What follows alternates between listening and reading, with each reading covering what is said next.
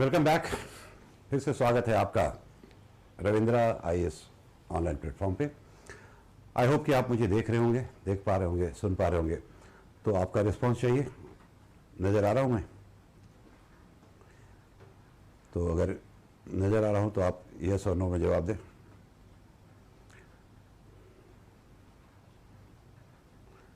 आप मुझे देख पा रहे हैं?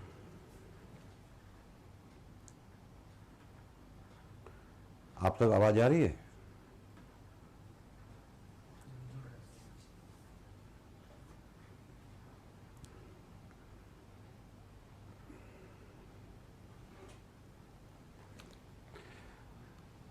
क्योंकि मुझे नहीं पता चल पा रहा कि आप मुझे देख पा रहे हैं या सुन पा रहे हैं। तो कोई एक व्यक्ति कमेंट करें।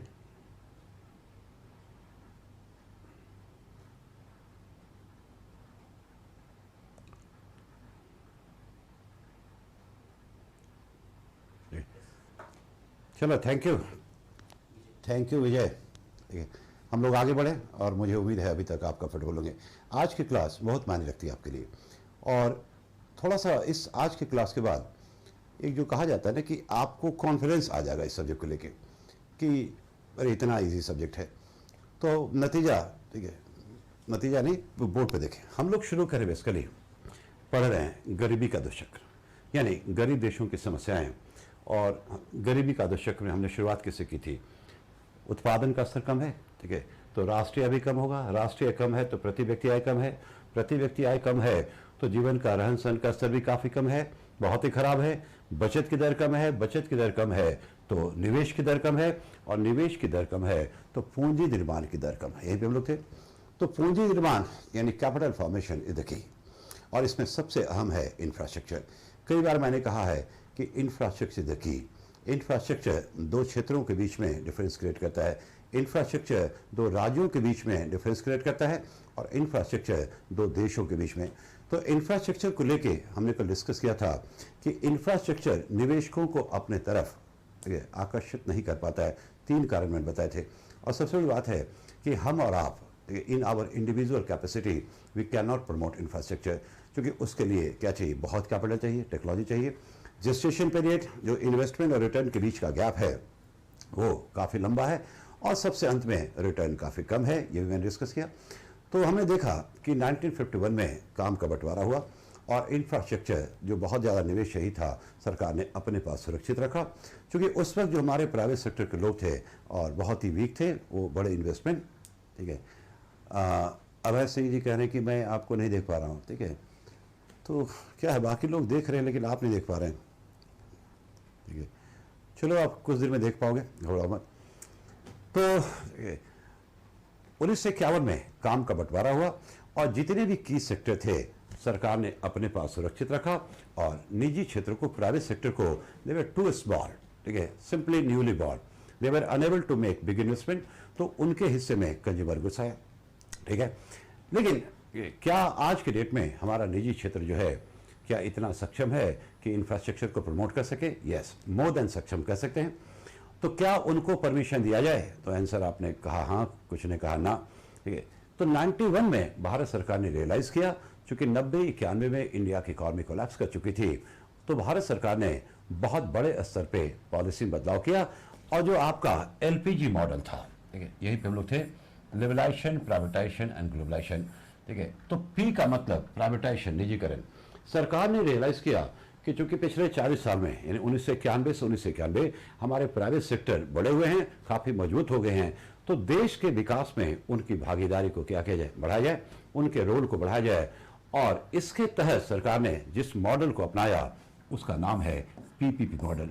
और जितने भी बड़े सेक्टर थे इंक्लूडिंग इंफ्रास्ट्रक्चर, उसको खोला गया और प्राइवेट सेक्टर को मंजूरी दी गई। अब प्राइवेट सेक्टर के आने से इंफ्रास्ट्रक्चर दुरुस्त होगा, सबको फायदा होगा। और मैंने एक उदाहरण दिया था अपना दिल्ली का, और कैसे आपने देखा कि दिल्ली के इंफ्रास्ट्रक्चर के मौजूद होने से मेरी उत्पादन करने की क्षमता बढ़ गई। अब पहले की तुलना में चूंकि मैं ज़्यादा उत्पादन कर रहा हूं तो मैं अपने लिए ज़्यादा आय का सृजन कर रहा हूं, और चूंकि मैं ज़्यादा आय का सृजन कर रहा हूं तो मैं फिर सरकार को भी टैक्स ज़्यादा दे रहा हूं। तो अंत में जिसने इंफ्रास्ट्रक्चर को मजबूत किया, गवर्नमेंट, उसकी कमाई भी क्या हो गई? बढ़ गई, ठीक है। तो खैर, infrastructure of Delhi, it is helping the entire Delhi. अब देखें, जो हमारे देश के विकसित राज्य हैं, जहाँ के लोगों का प्रति व्यक्ति आय बहुत ज़्यादा है, कारण वहाँ बहुत ज़्यादा उत्पादन होता है। उत्पादन होगा तो निश्चित रूप से बिना इंफ्रास्ट्रक्चर के नहीं संभव है। जो हमारे पिछड़े राज्य हैं, बहुत पीछे रह गए, जहाँ प्रति व्यक्ति आय बहुत कम है, जैसे बिहार हो गया, यूपी हो गया, कारण वहाँ उत्पादन का काम नहीं हुआ, प्रोडक्शन नहीं हुआ। और प्रोडक्शन क्यों नहीं हुआ? तो वहाँ का इंफ्रास्ट्रक्चर जो है प्रोडक्शन के लिए देखिए सफिशिएंट नहीं था। खैर, तो हम लोग बात कर रहे थे देखिए 1991 में, और हमने अपनाया पीपीपी मॉडल। पीपीपी मॉडल आप देख सकते हैं, इसके तहत जो है बहुत सारे काम हो रहे हैं। अभी रिसेंटली देखिए पेपर में तो लिखा हुआ है कि रेलवे का निजीकरण हो गया, लेकिन बेसिकली ये पीपीपी मॉडल है, जहां पे पूरी तरह से हमने रेलवे को निजी क्षेत्र के हवाले नहीं किया है, बल्कि सिर्फ उनका काम है ट्रेन चलाना, और बाकी जितने भी सपोर्ट हैं, ठीक है, चाहे वो पटरी हो, चाहे वो स्टाफ हो, चाहे वो देखिए सिग्नल मैन हो, चाहे वो अकाउंटेंट हो या एक्सपर्ट हो, वो सारे गवर्नमेंट के अंतर्गत है। रेलवे का डिसीजन प्राइवेट सेक्टर के हाथ में नहीं है, बल्कि गवर्नमेंट के पास है। तो दोनों मिल करके रेलवे को जो है आगे की तरफ ले जा रहे हैं, और इसमें कोई बुराई नहीं है। कारण देखें, जो भारत जो है अभी बदलाव के दौर से गुजर रहा है, नए जनरेशन के जो लोग हैं वो पुराने को रिप्लेस कर रहे हैं, और जब भी बदलाव की घड़ी होती है वो कष्टकारक होता है। पुराने लोगों को कोई समस्या नहीं हुई क्योंकि सब कुछ सरकारी था, ठीक है। अगले जनरेशन वालों को कोई दिक्कत नहीं होगा, तब तक सब कुछ प्राइवेट हो चुका होगा। समस्या हम लोग को है, ठीक है, क्योंकि प्राइवेट सेक्टर भी है और सरकारी क्षेत्र भी है। अब जो बात है, ठीक है, कि न्यू जनरेशन पेपर क्रेडिट उनको जाता है क्योंकि they are more smart, very talented, और आपकी मैं बात कर रहा हूं, और आपके लिए ठीक है, you people are ready to bear the cost. Private sector के आने से इंफ्रास्ट्रक्चर दुरुस्त होगा, लेकिन भारत के लोगों को इसका मूल्य चुकाना होगा। तो मैंने क्वेश्चन ही पूछा था, क्या आप मूल्य चुकाने को तैयार हैं? तो निश्चित रूप से मुझे पता है कि हाँ। उदाहरण मैंने दिया यमुना एक्सप्रेसवे का, और सब लोग जो है दिल्ली से जब आगरा जाएंगे तो पुराना जो रोड है सरकारी रोड, आई डोंट थिंक उस रोड को कोई फॉलो करेगा, ठीक है। सब लोग यमुना एक्सप्रेस जाएंगे क्योंकि उनके लिए ठीक है ये ज्यादा बेनिफिशियल है।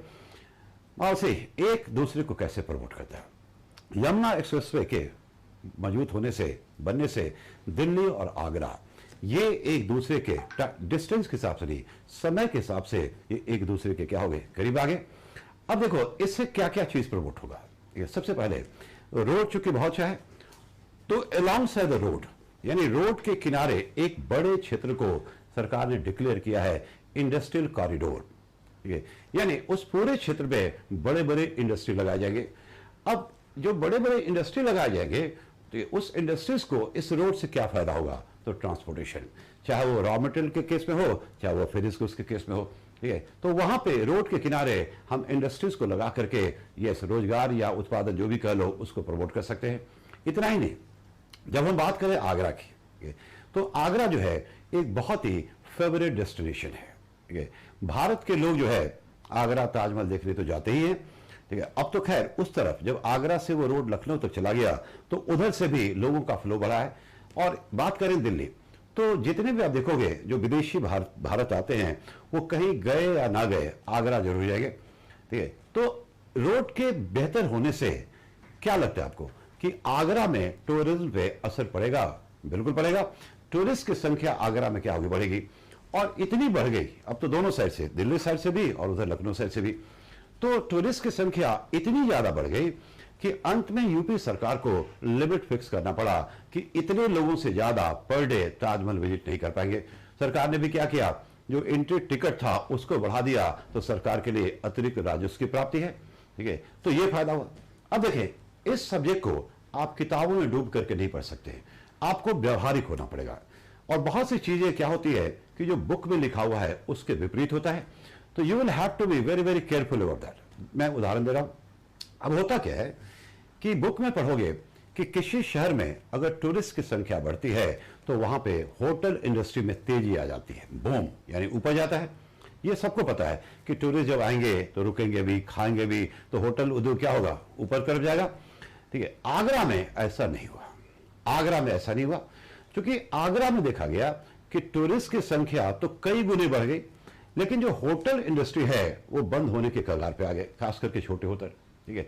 अब ये बड़ा अजीब सा आपको लगेगा कि टूरिस्ट की संख्या तो बढ़ गई, तो होटल इंडस्ट्री आगरा का जो है वो क्यों डूब रहा है? अब ये इसका आंसर आपको किताबों में नहीं मिलेगा, इसको आपको व्यवहारिक रूप से ढूंढना पड़ेगा। तो शायद आपने ढूंढ भी लिया हो देखो उसके पीछे कारण है कि कनेक्टिविटी, चूंकि रोड बहुत अच्छा है तो लोग अब आगरा में रुकते नहीं। मैं अपना उदाहरण दे दूं, जब ये रोड नहीं बना था तो दिल्ली से मुझे अगर आगरा जाना होता था तो वही पुराना रोड, सरकारी रोड बिना टोल टैक्स के, और उसमें तकरीबन मुझे लगते थे 6 से 7 घंटा। तो हम लोग क्या करते थे कि सवेरे 4 बजे निकलते थे, क्योंकि इंडिया में माना जाता है कि सवेरे ट्रैफिक कम होता है और सब लोग इसी रूल को फॉलो करते थे, तो सवेरे भी ट्रैफिक बहुत ज़्यादा हो जाता था। अब 6 साढ़े 6 घंटे लगते थे और 6 साढ़े 6 घंटे ड्राइव करने के बाद जब हम आगरा पहुंचे तो थक जाते थे। आगरा आप गए होंगे, घूमे होंगे, तो आगरा में जितना भी घूमने वाला जगह है सब पैदल ही है, चाहे वो ताजमहल हो, चाहे वो क्या कहोगे आगरा का किला हो, और दिन भर पैदल घूमने के बाद ऊपर से वहाँ गर्मी के मौसम में गर्मी बहुत होती है। जब शाम को 6-7 बजे फ्री हुए, ठीक है, अब हिम्मत नहीं है कि फिर से 6 घंटा ड्राइव करके वापस दिल्ली पहुंचे। तो फिर हम लोग क्या करते थे, वहीं होटल ले लिया, वहीं रुका, वहीं खाना खाया, तो होटल इंडस्ट्री में तेजी आई। अब क्या होता है, इस रोड के बनने से अब हमें सवेरे 4 बजे निकलने की जरूरत नहीं है। अगर 8 बजे भी दिन में निकलते हैं तो 10 साढ़े 10 तक पहुंच जाते हैं, और शाम को 7 बजे फ्री भी हुए तो रुकने का कोई मतलब ही नहीं है। 2-2.5 घंटे में वापस दिल्ली पहुंच के रात का खाना खाएंगे या रास्ते में कहीं खा लिया, ठीक है। तो ये व्यवहारिक कारण है, चाहे इस तरफ से चाहे उस तरफ से। इतना ही नहीं, इसके और भी असर है, सारी चीजें आपस में लिंक है, ठीक है। अब जैसे ये जो आगरा से जो लखनऊ का बना है, तो उसमें एक पर्टिकुलर जगह पे, शायद वो जगह जहां तक मुझे याद है वो जगह है उन्नाव, अगर मैं करेक्ट हूं तो, नहीं है तो आप उसको करेक्ट कर दें। तो उन्नाव में जानबूझ करके, ठीक है, उस रोड को इतना मजबूत बनाया गया है कि in case of emergency fighter plane भी उस पर लैंड कर सकते हैं, और शायद उद्घाटन भी फाइटर प्लेन को लैंड करके ही हुआ था, ठीक है। इसका फायदा, रोड का फायदा जो है, हम इमरजेंसी के दौरान जो है, ठीक है, यस, हम रनवे के रूप में भी यूज कर सकते हैं। इसका अलग फायदा ये है। इतना ही नहीं, ठीक है, रेलवे, अगर रोड की कनेक्टिविटी अच्छी होती है तो ये जो भारतीय रेल है जो अत्यधिक बोझ का शिकार है, उससे वो प्रेशर ऑफ करता है। यस, इस रोड के बनने से पहले मुझे याद है दिल्ली से आगरा का जो टिकट होता था रेलवे का, वो हमेशा बुक ही रहता था, 2 महीने तक कोई टिकट नहीं, ठीक है। लेकिन अब क्या हो रहा है कि अब जब आपको चाहिए, अभी चाहिए तो 2 घंटे बाद का जो है टिकट अवेलेबल है।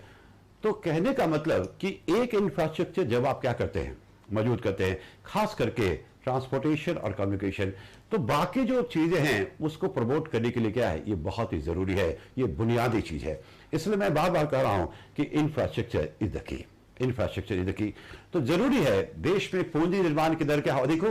अब पूंजी निर्माण की दर जब तक अधिक नहीं होगी, इंफ्रास्ट्रक्चर डेवलप नहीं करेगा, तब तक आप उत्पादन को नहीं बढ़ा सकते।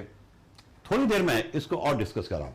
अब मैं उस टॉपिक पे जा रहा हूं जिसका संबंध आपके प्रीलिम्स से नहीं है, ठीक है, लेकिन मेन से है। क्वेश्चन जो आजकल आ रहे हैं वो डायरेक्ट किसी टॉपिक से नहीं आ रहे हैं, ठीक है, वो किसी व्यवहारिक क्वेश्चन है, ठीक है, कॉमन क्वेश्चन है। और एक बार अगर आपको भारतीय अर्थव्यवस्था की समझ है तो फिर जो है आप किसी भी क्वेश्चन का आंसर दे सकते हैं। हम लोग इसको थोड़ा डिटेल में जाएं और उसके बाद मैं एक आध क्वेश्चन डिस्कस करूंगा जो कि यूपीएससी मेंस में निरंतर आ रहे हैं, और आपको यह भी समझ में आ जाएगा कि आगे क्या आएगा, आगे क्या आएगा।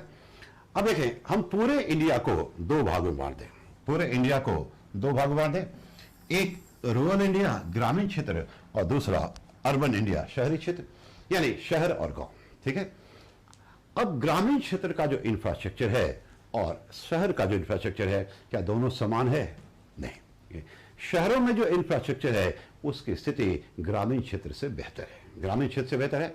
ग्रामीण क्षेत्र में इंफ्रास्ट्रक्चर का, ठीक है, आज भी अभाव है। बहुत से क्षेत्र आज भी ऐसे हैं जहां पे न तो प्रॉपर रोड है, न बिजली है। काम हो रहा है धीरे धीरे, ठीक है, प्रगति हो रहा है, लेकिन अभी भी इंफ्रास्ट्रक्चर वाइज दोनों में काफी गैप है, दोनों में काफी गैप है।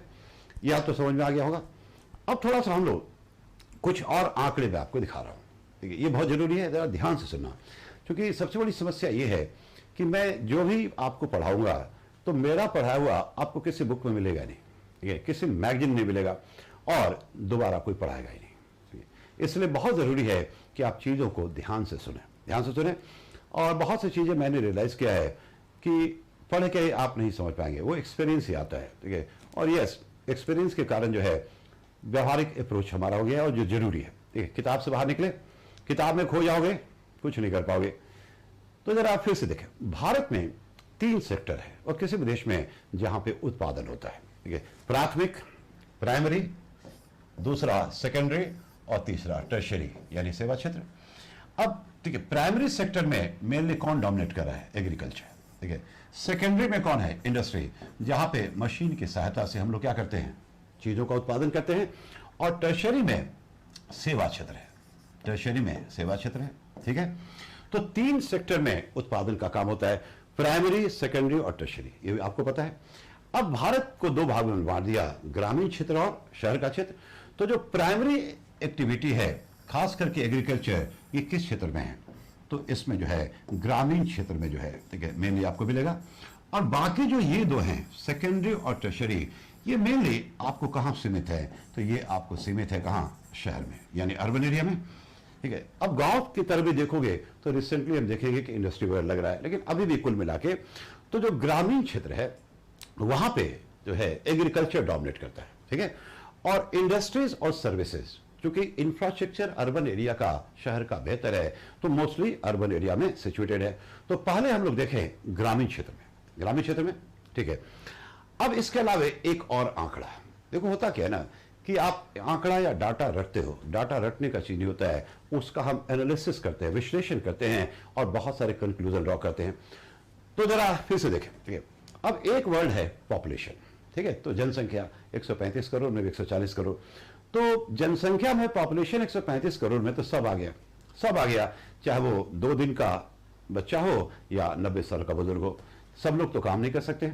तो एक वर्ड है वर्कफोर्स। वर्कफोर्स का मतलब कि पॉपुलेशन का वो हिस्सा जो काम करता है, जिसमें 15 साल से लेके 59 साल के लोग आते हैं।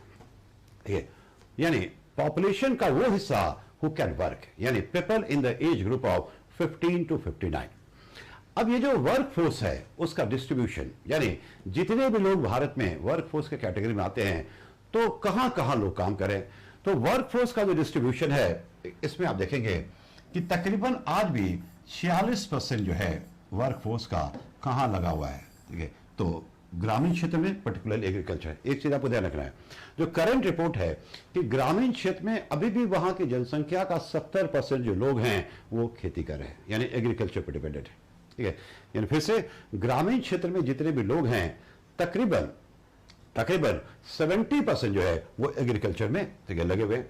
और ठीक है, 46%, यानी भारत में अगर 100 लोग काम कर रहे हैं तो 46 लोग जो है एग्रीकल्चर में लगे हुए। ये आंकड़ा थोड़ा कम हुआ इधर। 1951 का आंकड़ा जब देखोगे तो उस वक्त ये था 72% लोग, यानी 100 लोग में से 72 लोग जो है किस पे निर्भर थे? खेती करते थे। अब ये धीरे धीरे घट रहा है, लेकिन अभी भी 46% बहुत बहुत ज्यादा है, बहुत बहुत ज्यादा है। और अगर हम इसको कंपेयर करें विकसित देशों से तो अजीब सा लगेगा। अब देखिए, मैं बात करूं ये अमेरिका की। अमेरिका में जो वर्क फोर्स है, सिर्फ उसका 3% लोग, सिर्फ उसका 3% लोग जो है वो खेती में लगा हुआ है, खेती कर रहा है। और सिर्फ 3% लोग जो है इतना उत्पादन करते हैं कि पूरा अमेरिका उपभोग करता है और साथ साथ जो है निर्यात भी करता है। जापान में चले जाएं तो सिर्फ 2% है, सिर्फ 2% लोग हैं, लेकिन वो लोग आधुनिकतम तरीके से खेती करते हैं। तो भारत में अभी 46% है, बहुत बहुत ज्यादा है। ठीक है, बहुत ज्यादा है। तो कारण वही है, खेती करने का पुराना तकनीक, या कृषि वाले जो जमीन है उन पे जनसंख्या का बोझ क्या है? बहुत बहुत ज्यादा है। ठीक है, अब भारत में एक इसके कारण एक अलग समस्या है। ठीक है, अब देखो होता क्या है कि भारत के ग्रामीण क्षेत्र में एक अलग तरह का बेरोजगारी है। ठीक है, अलग तरह का बेरोजगारी है, उसको हम कहते हैं, ठीक है, डिसगाइज अनएम्प्लॉयमेंट, यानी छुपी हुई बेरोजगारी। सुना होगा, प्रच्छन्न बेरोजगारी इसको बोलते हैं, डिसगाइज अनएम्प्लॉयमेंट। डिसगाइज अनएम्प्लॉयमेंट यानी प्रच्छन्न बेरोजगारी। ये ग्रामीण क्षेत्र में, इसमें क्या होता है कि लोग काम तो कर रहे हैं लेकिन हकीकत में वो बेरोजगार है। देखो, किसी व्यक्ति को रोजगार में कब माना जाएगा, कब माना जाता है? तो जब उस व्यक्ति के द्वारा उत्पादन में कोई योगदान हो, यानी अगर प्रोडक्शन में आपका कुछ योगदान हो, कुछ कंट्रीब्यूशन हो, then only you will be called employed. अगर उत्पादन में, कुल उत्पादन में आपका कोई योगदान नहीं है तो आपको बेरोजगार माना जाएगा। अब जैसे आप सवेरे से लेकर शाम तक जो है दीवार पे धक्के लगाते हो, तो काम तो कर रहे हो, मेहनत तो कर रहे हो, लेकिन what is the output? Zero. इसका मतलब आप अनएम्प्लॉयड हो। अब ये छुपी हुई बेरोजगारी या प्रच्छन्न बेरोजगारी या अंग्रेजी में डिसगाइज अनएम्प्लॉयमेंट, ये है क्या? है क्या? तो जरा देखें, ग्रामीण क्षेत्र में आज भी आप देखेंगे कि ज्वाइंट फैमिली का कंसेप्ट है। ठीक है, शहर में तो अब न्यूक्लियर फैमिली आ गया, तो ग्रामीण क्षेत्र में आज भी ज्वाइंट फैमिली का कंसेप्ट है और पूरी फैमिली के पास जो है जमीन का छोटा सा टुकड़ा है और सब लोग उसी पे काम कर रहे हैं, खेती कर रहे हैं। जो भी नया वयस्क मेंबर आया उसी खेत में क्या है, काम कर रहा है। यानी जरूरत है 3 लोगों की और लगे हुए हैं 7 लोग। जरूरत है 3 लोगों की और लगे हुए हैं 7 लोग। यानी अगर खेत पर से 4 व्यक्ति को निकाल भी लिया जाए तो कुल उत्पादन पे कोई फर्क नहीं पड़ेगा। तो ये जो 4 व्यक्ति हैं जिनके निकलने से कुल उत्पादन पे कोई फर्क नहीं पड़ा, इनका उत्पादन में योगदान क्या है, जीरो। तो ये काम तो कर रहे हैं but basically they are unemployed. उनको ये नहीं पता है वो बेरोजगार है, क्योंकि उनके द्वारा उत्पादन में जो योगदान है वो 0 के बराबर है। कुछ लोगों का तो ये मानना है कि 4 को निकाल लोगे तो हो सकता है कि उत्पादन बढ़ जाए। खैर उस पर हम नहीं जाए, ठीक है। तो these 4 people they are unemployed and that unemployment is called, yes, ठीक है, disguised unemployment या प्रश्न बेरोजगारी। ये कई बार यूपीएससी में क्वेश्चन पूछ चुका है। अब आ जाए शहर में 2 सेक्टर काम कर रहा है। शहर में 2 सेक्टर काम कर रहा है और आपने देखा, ठीक है, सेकेंडरी और टर्शरी। ठीक है, शहर में 3 में से 1 जो है ग्रामीण क्षेत्र में है और 2 कहां काम करे शहर में।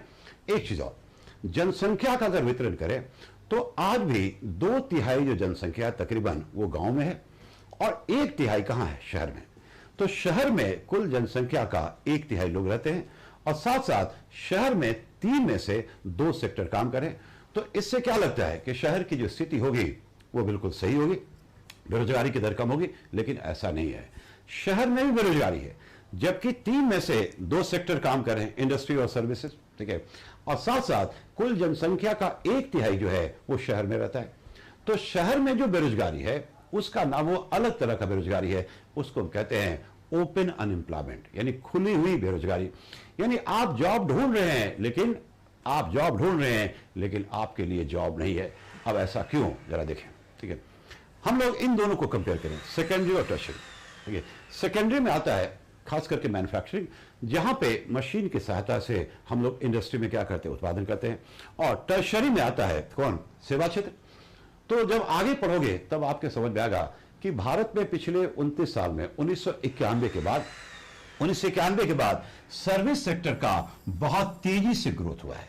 एक लेमन टर्म में सर्विस सेक्टर जो है विस्फोट हो गया। 1991 से पहले भारत का जो सर्विस सेक्टर था बहुत बुरे हाल में, लेकिन आज जो है वो देश का ड्राइवर बन चुका है। यानी भारत के जीडीपी में कुल उत्पादन का, ठीक है, यानी जीडीपी में सेवा क्षेत्र का योगदान 54% हो चुका है। यानी अगर भारत में कुल उत्पादन 100 रुपए का हो रहा है वस्तु और सेवाओं का, तो अकेला सेवा क्षेत्र का योगदान 54% है और दिन पर दिन वो बढ़ता जा रहा है। तो service sector in India exploded after 91 and became the driver of the country. तो खैर कोई भी उत्पादन करे, उत्पादन तो उत्पादन है। अब दिक्कत क्या है कि इन दोनों के बीच में खास करके इसकी बात करें जो इंडिया को आज लीड कर है, 54% बहुत बड़ा अमाउंट है। फिर से मैं एक चीज और बता दूं कि आज जो भारत में ग्रोथ रेट आप देखते हो पिछले 6 महीना को छोड़ के, तो भारत का ग्रोथ रेट 6, 6.5, 7% पहुंच गया। तो उसको वहां तक पहुंचाने में सबसे बड़ा रोल इसका है, सर्विस सेक्टर का। क्योंकि इन दोनों सेक्टर का जो परफॉर्मेंस है वो अभी भी सही नहीं है। तो इन दोनों सेक्टर के परफॉर्मेंस के नहीं अच्छा होने के बावजूद भी भारत का ग्रोथ रेट इतना अधिक है, तो credit goes to service sector है। अब सर्विस सेक्टर की जब बात करें तो सर्विस सेक्टर में उत्पादन तो बढ़ा, लेकिन अब आ जाए 2 टेक्नोलॉजी होती है, एक होता है श्रम प्रधान, एक होता है पूंजी प्रधान। ठीक है, श्रम प्रधान और पूंजी प्रधान। पूंजी प्रधान में क्या होता है कि पूंजी का यूज ज्यादा होता है, यानी ठीक है, कैपिटल इंटेंसिव। पूंजी प्रधान 2 तरह के तकनीक हम यूज करते हैं, कैपिटल इंटेंसिव टेक्नोलॉजी और दूसरा लेबर इंटेंसिव। पूंजी प्रधान में क्या होता है, मशीन का यूज कम होता है और लेबर का यूज ज्यादा होता है। और श्रम प्रधान में क्या होता है, लेबर का यूज ज्यादा होता है और मशीन का यूज कम होता है।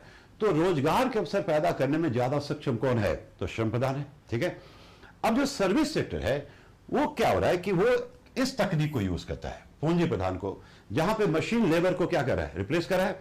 और साथ साथ जैसे जैसे हम आगे बढ़ रहे हैं इनकी पूंजी प्रधानता यानी कैपिटल इंटेंसिटी जो है वो बढ़ती जा रही है। यानी मशीन जो है कंप्यूटर्स लोगों को रिप्लेस कर रहा है। तो तो उत्पादन तो बढ़ गया, मशीनीकरण के कारण, कंप्यूटर्स के कारण उत्पादन तो कई गुना बढ़ गया, लेकिन ये रोजगार के अवसर पैदा करने में विफल रहे। अब मैं एक उदाहरण दे रहा हूं, उससे समझ में आ जाएगा। जहां पे मैं अभी क्लास ले रहा हूं, हो सकता है आप जहां बैठे हो, तो जरा देखें उस घर के छत पे क्या हुआ कि एक कंपनी, सपोज की एयरटेल नाम सुना होगा, ठीक है, टेलीकम्युनिकेशन। एयरटेल ने क्या किया, इस घर के छत पे एक एंटीना लगा दिया, ठीक है, और उसका जो है दायरा जो है वो 3 किलोमीटर है, यानी 3 किलोमीटर के रेडियस में वो सेवाएं प्रोवाइड कर रहा है। क्योंकि भारत जो है में जनसंख्या का घनत्व बहुत ज्यादा है, ठीक है, तो पता ही है, और ऊपर से देखोगे जिसके हाथ में मोबाइल, ठीक है, सब देखो रोड पे खड़ा है मोबाइल देख रहा है, ट्रेन में बैठा है मोबाइल देख रहा है, घर बैठा है मोबाइल देख रहा है, और अभी तो लॉकडाउन के दौरान जो है इसमें काफी वृद्धि हुई। तो 3 किलोमीटर के दायरे में कितने लोग होंगे जो मोबाइल यूज करेंगे, ठीक है, एक ऐसे ये ले लो कैलकुलेशन। तो मान लो इस एंटीना का दायरा 3 किलोमीटर है, और 3 किलोमीटर के दायरे में, ठीक है, 1 लाख लोग मोबाइल यूज करें। भारत में शायद आपको जानकारी होगी कि 4 साल पहले ही भारत में कुल मोबाइल धारकों की संख्या 100 करोड़ को क्रॉस कर चुका है। 4 साल पहले 100 करोड़ से ज्यादा, और उसमें 70 करोड़ से ज्यादा जो है स्मार्टफोन जो है रखने वाले हैं। तो 3 किलोमीटर के दायरे में हम लोग मान कैसे कैलकुलेट करें, ठीक है, कम ज्यादा अपना एडजस्ट कर लेना, कि 1 लाख लोग जो है मोबाइल यूज करें, ठीक है, और एक आदमी एक दिन में मान लो 20 रुपए का डाटा यूज करता है। एक आदमी एक दिन में 20 रुपए का डाटा यूज करता है, तो एक दिन में कितने का सेवाओं का उत्पादन हुआ, एक दिन में कितना होगा। तो 1 लाख लोग हैं, ठीक है, और एक आदमी कितना करता है 20 रुपए का, तो एक दिन में 20 लाख रुपया जो है सेवाओं का उत्पादन हुआ, ठीक है। तो एक दिन में ये जो टावर है ये 20 लाख रुपए के बराबर सेवाओं का उत्पादन कर रहा है। पूरे महीने में कैलकुलेट कर लें तो 20 गुने 30 तो 6 करोड़ का, और पूरे साल में तो 12 से गुना कर दें तो 72 करोड़, ठीक है। यानी ये जो अकेला टावर है ये पूरे साल के दौरान जो है 72 करोड़ रुपए के बराबर ही उत्पादन कर रहा है, बहुत बड़ा है। लेकिन ये कितने लोगों को रोजगार दे पाया, कितने लोगों को रोजगार दे पा रहा है, ठीक है। तो एक ले लो कम से कम केयर टेकर जो कम से कम देखभाल करता है, ठीक है। आप नए जमाने के लोग हैं, टेक्नोलॉजी जो है वो हमेशा इंप्रूव कर रहा है। कल को टेक्नोलॉजी और चेंज हो गया, और कंपनी ने क्या किया, उस टावर में से कोई एक पुराना पार्ट निकाल दिया और नया पार्ट क्या किया, लगा दिया। अब इसके बाद क्या हुआ, उसका जो रेंज था वो 3 किलोमीटर से बढ़ के 5 किलोमीटर हो गया, यानी उत्पादन और बढ़ा, ठीक है। लेकिन बात वही का वही है कि जॉब कितना क्रिएट पाया, कुछ भी नहीं। और may be in the future हो सकता है एक ही टावर से आपके पूरे शहर को कवर किया जा रहा हो, ठीक है। तो ये जो बड़ी समस्या है कि इनकी पूंजी प्रधानता बढ़ती जा रहा है, उत्पादन तो बढ़ता जा रहा है, ठीक है, प्रोडक्शन तो बढ़ता जा रहा है, ग्रोथ बढ़ता जा रहा है, लेकिन दे फेल टू क्रिएट जॉब, ठीक है, जॉब क्रिएट करने में वो सफल नहीं हुए, ठीक है। ये समस्या सबसे ज्यादा जो है वो सर्विस सेक्टर के साथ है, जो आज हमारा क्या बन चुका है, तो आज देश का ड्राइवर बन चुका है, ठीक है। और इसलिए क्वेश्चन भी पूछा जाता है कि जो है हम लोग जो फेस कर रहे हैं सिचुएशन जॉबलेस ग्रोथ, कई बार क्वेश्चन है मेंस में, ठीक है, जॉबलेस ग्रोथ, यानी ग्रोथ तो है लेकिन जॉब नहीं है, और सरकार की आलोचना होती है। सरकार कहती है कि हमारा ग्रोथ रेट इतना होगा 6% 7%, तो विपक्ष वाले आलोचना करते हैं, ठीक है, तो जॉब कहां है। लेकिन इसके लिए हम सरकार को ब्लेम नहीं कर सकते हैं, कारण ये जो जॉब ग्रोथ जो हमारा इतना ज्यादा है उसके पीछे कौन जिम्मेदार है, सर्विस सेक्टर। तो सर्विस सेक्टर में पूंजी प्रधान तकनीक यूज होता है, और इसकी पूंजी प्रधानता दिन पर दिन क्या हो रही है, बढ़ती जा रही है, जहां पे मशीन और कंप्यूटर जो है लोगों को रिप्लेस कर रहे हैं। तो उत्पादन तो बढ़ गया, कई गुना बढ़ गया, लेकिन ये जॉब क्रिएट नहीं कर पाया। अब ठीक है, तो इंडिया जो है is facing the problem of jobless growth. ये क्वेश्चन जो है मेरे ख्याल से 2 या 3 बार पिछले 5 साल में मेंस में आया है, और एक बार एसए में आया है। अब 2 तरह का ग्रोथ होता है, ये आपसे मतलब लगता है, 2 तरह का ग्रोथ होता है, जॉबलेस ग्रोथ यानी बिना जॉब के ग्रोथ, और एक होता है ग्रोथ विद जॉब। मैं लिख दूं तो ज्यादा अच्छा होगा, ठीक है। 2 तरह का ग्रोथ होता है किसी देश में। तो पहला जॉबलेस ग्रोथ, और दूसरा होता है, ठीक है, growth with job.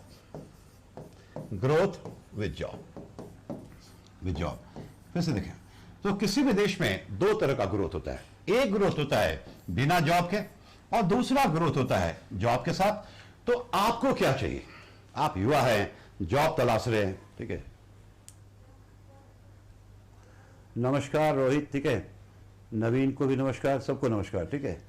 I hope कि आप लोग क्लास एंजॉय करें। बिल्कुल, मेरा पढ़ाने का तरीका इंटरडिसिप्लिनरी है। कभी कभी ऐसा होगा कि मैं एक साथ 6 चैप्टर पढ़ाऊंगा, ठीक है, और आपको फील भी नहीं होगा, ठीक है, और तब शायद समझ में आएगा आपके, ठीक है। तो देखो, तो 2 तरह का ग्रोथ होता है, ठीक है। एक होता है जॉबलेस ग्रोथ, यानी ग्रोथ है लेकिन जॉब नहीं है, और दूसरा होता है, ठीक है, ग्रोथ किसके साथ, जॉब के साथ। तो आपको कौन चाहिए? आपको चाहिए कौन सा? Growth with job.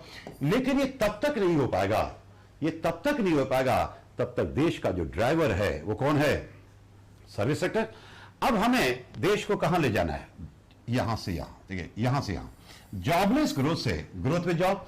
और यह तभी संभव है जब देश का ड्राइवर हो सेकेंडरी सेक्टर, खास करके मैन्युफैक्चरिंग, ठीक है, क्योंकि मैन्युफैक्चरिंग सेक्टर में सबसे ज्यादा पोटेंशियल है रोजगार के, यानी रोजगार के अवसर सबसे ज्यादा हम कहां जनरेट कर सकते हैं? तो मैन्युफैक्चरिंग जो सेकेंडरी में आता है, ठीक है, जो अभी हमारा लड़खड़ा रहा है, ठीक है। तो इंडिया में जो सिचुएशन कायम हुआ पिछले 29 साल से जॉबलेस ग्रोथ का, तो वही कारण था कि 91 के बाद अचानक से हमने क्या देखा कि इंडिया का जो सर्विस सेक्टर है वो क्या बन गया? देश का ड्राइवर बन गया। और मैंने क्या कहा, ठीक है, अगर हम चाहते हैं कि कंट्री जॉबलेस ग्रोथ से ग्रोथ में जॉब पे जाए, तो उसके लिए क्या करना होगा? हमें जो है मैन्युफैक्चरिंग सेक्टर को प्रमोट करना होगा। और इसीलिए भारत सरकार कहती है, हमारे प्राइम मिनिस्टर कहते हैं कि चाहे कुछ भी करो, लेकिन मेक इन इंडिया, इंडिया बनाए, ठीक है। क्योंकि जब तक इंडिया में आप मैन्युफैक्चरिंग से का काम नहीं करेंगे, मैन्युफैक्चरिंग सेक्टर को प्रमोट नहीं करेंगे, ठीक है, तब तक जो है ग्रोथ तो हो सकता है लेकिन वो रोजगार के अवसर क्रिएट नहीं करेगा, ठीक है। इस पे कई बार क्वेश्चन आया है, एक ही थीम है, पूछने का तरीका अलग। अब 3 साल पहले क्वेश्चन है, चाइना का ग्रोथ रेट इंडिया से ज्यादा, आपने सुना होगा, लेकिन चाइना में जो ड्राइवर है वो मैन्युफैक्चरिंग सेक्टर है, यानी वहां जो ग्रोथ है वो मैन्युफैक्चरिंग सेक्टर के कारण है। आपने सुना होगा, क्वेश्चन भी कई बार एग्जाम में आया, ठीक है। एक बार क्वेश्चन आया था कि चाइना, यूपीएससी का क्वेश्चन है, China is a manufacturing hub and India is a service provider, ठीक है। यानी चाइना जो है वो मैन्युफैक्चरिंग का काम करता है, ठीक है, गांव गली गली में मैन्युफैक्चरिंग काम होता है और पूरे दुनिया में निर्यात करता है, ठीक है। इंडिया में सर्विस प्रोवाइडर डोमिनेट करते हैं, ठीक है। तो नतीजा, चाइना में चूंकि मैन्युफैक्चरिंग हब है, तो उसका फायदा चाइना को क्या हुआ कि वहां पे बेरोजगारी को तकरीबन खत्म कर दिया गया है, और जितने भी लोग हैं सबको रोजगार मिला है, सरकार सबको रोजगार देती है। और साथ साथ चाइना सक्सेसफुल रहा है, देश के भीतर जितने भी लोग हैं सबको उसने गरीबी रेखा से क्या किया? ऊपर उठा लिया। भारत में आज भी, ये लॉकडाउन से पहले, कोविड-19 से पहले, सरकारी आंकड़ों के हिसाब से तकरीबन 25% से ज्यादा लोग जो है गरीबी रेखा के नीचे है, गरीबी रेखा के नीचे है 25% भारत की जनसंख्या का। और भारत का जो गरीबी रेखा है उसमें सबसे बड़ी खूबी क्या है कि वो खुद गरीब है। वो क्या है? खुद गरीब है।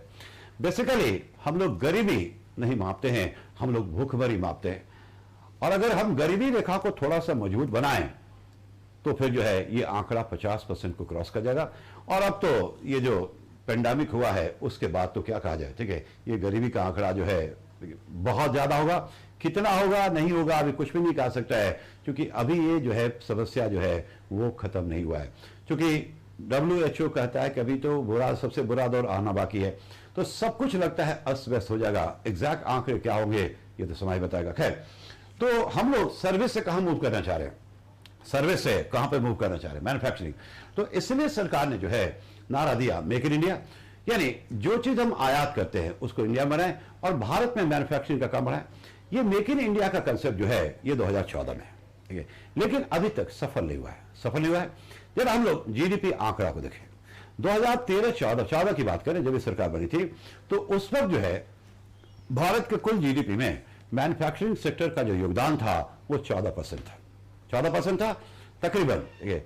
और आज 6 साल के बाद भी वो 14% ही है, ठीक है, उसमें कोई वृद्धि नहीं हुई है। तो सरकार की हम आलोचना करते हैं कि ये जो हमारा मेक इन इंडिया का कंसेप्ट है ये महज एक स्लोगन था, ये रणनीति नहीं थी, ठीक है, क्योंकि ग्राउंड लेवल पे हम चीजों को, ठीक है, सही तरीके से काम नहीं कर पा रहे हैं। चाइना की बात करें, उसका जो शेयर है वो 28% है मैन्युफैक्चरिंग का। लेकिन और जो देश है, जैसे आपने सुना होगा वियतनाम, फिलीपींस, आजकल पढ़ते होंगे, इसमें पढ़ते होंगे क्योंकि जो विकसित देशों की कंपनियां जो चाइना में काम कर रही हैं वो वहां से पुल आउट कर रही हैं, निकल रही हैं। तो भारत के लिए ये बहुत अच्छा मौका था कि मैन्युफैक्चरिंग सेक्टर को प्रमोट करना, लेकिन आप ध्यान रखें भारत उसमें पूरी तरह सफल नहीं होगा।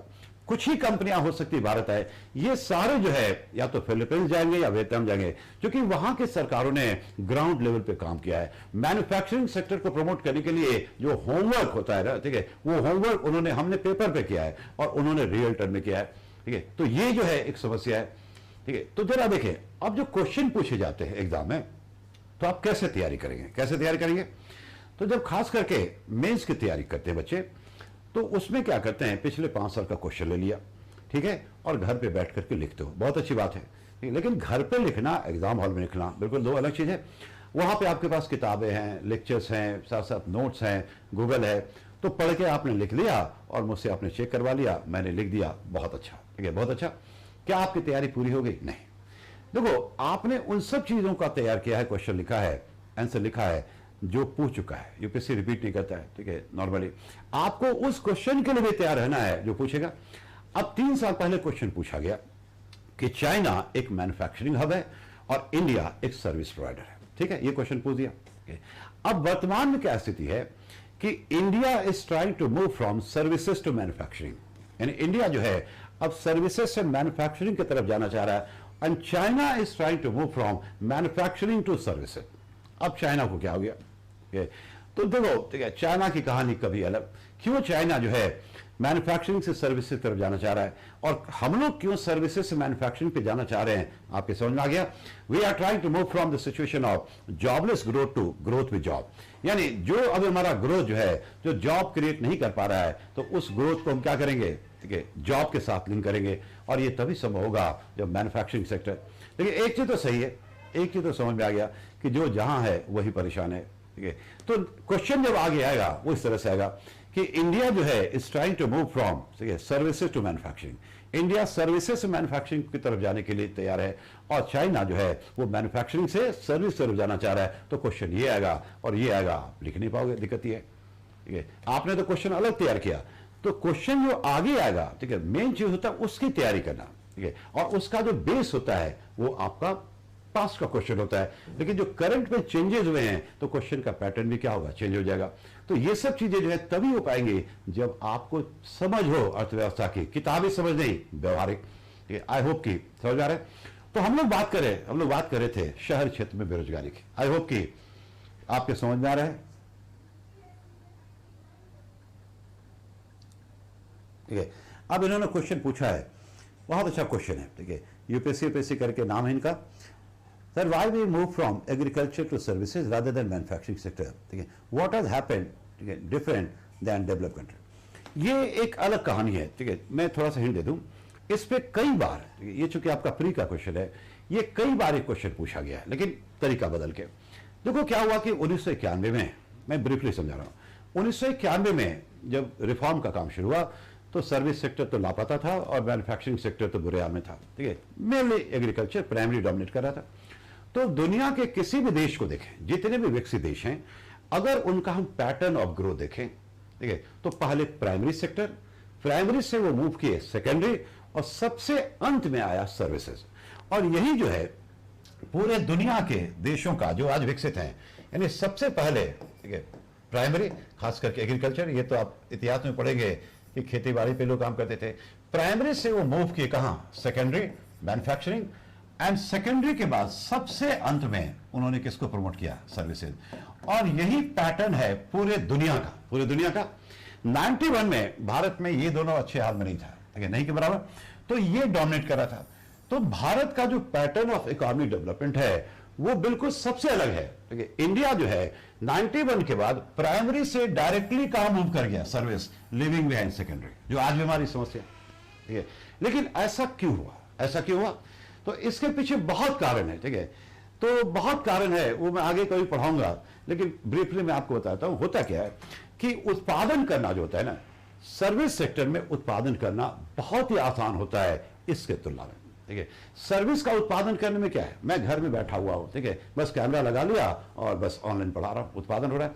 लेकिन इंडस्ट्री में उत्पादन करने के लिए, मैन्युफैक्चरिंग को प्रमोट करने के लिए आपको बहुत सारी चीज चाहिए। आपको ट्रांसपोर्टेशन चाहिए, रॉ मटेरियल चाहिए, लॉ एंड ऑर्डर चाहिए, बिजली चाहिए, कैपिटल चाहिए, ये चाहिए, वो चाहिए, सरकार की नीति है, लाइसेंसिंग पॉलिसी, एक्सपेजेट 50 चीज चाहिए। ठीक है, ब्यूरोक्रेसी है, पता है लाल फीताशाही जो है उसका परमिशन चाहिए। ठीक है, तो उत्पादन करने के लिए सेकेंडरी सेक्टर में, मैन्युफैक्चरिंग सेक्टर में उत्पादन तभी होगा जब आप सारा इंतजाम करेंगे।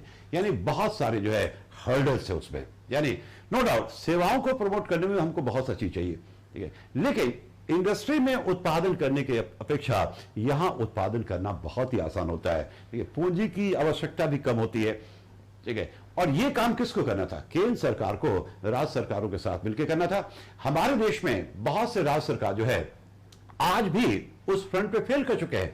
यानी अपने क्षेत्र में उत्पादन हो, इंडस्ट्री लगे, उस माहौल को ठीक है तैयार करने में असफल रहे हैं। बहुत से राज्य आज भी हैं जहां पे कम्युनिकेशन की समस्या है, ट्रांसपोर्टेशन की समस्या है, लॉ एंड ऑर्डर की समस्या है। ठीक है, तो नहीं जाएंगे। आप देखें स्टेट लाइक जो बैकवर्ड स्टेट्स हैं, जैसे यूपी हो गया, बिहार हो गया, उड़ीसा हो गया, वेस्ट बंगाल हो गया, कोई भी जो है वहां नहीं जाना चाहता है।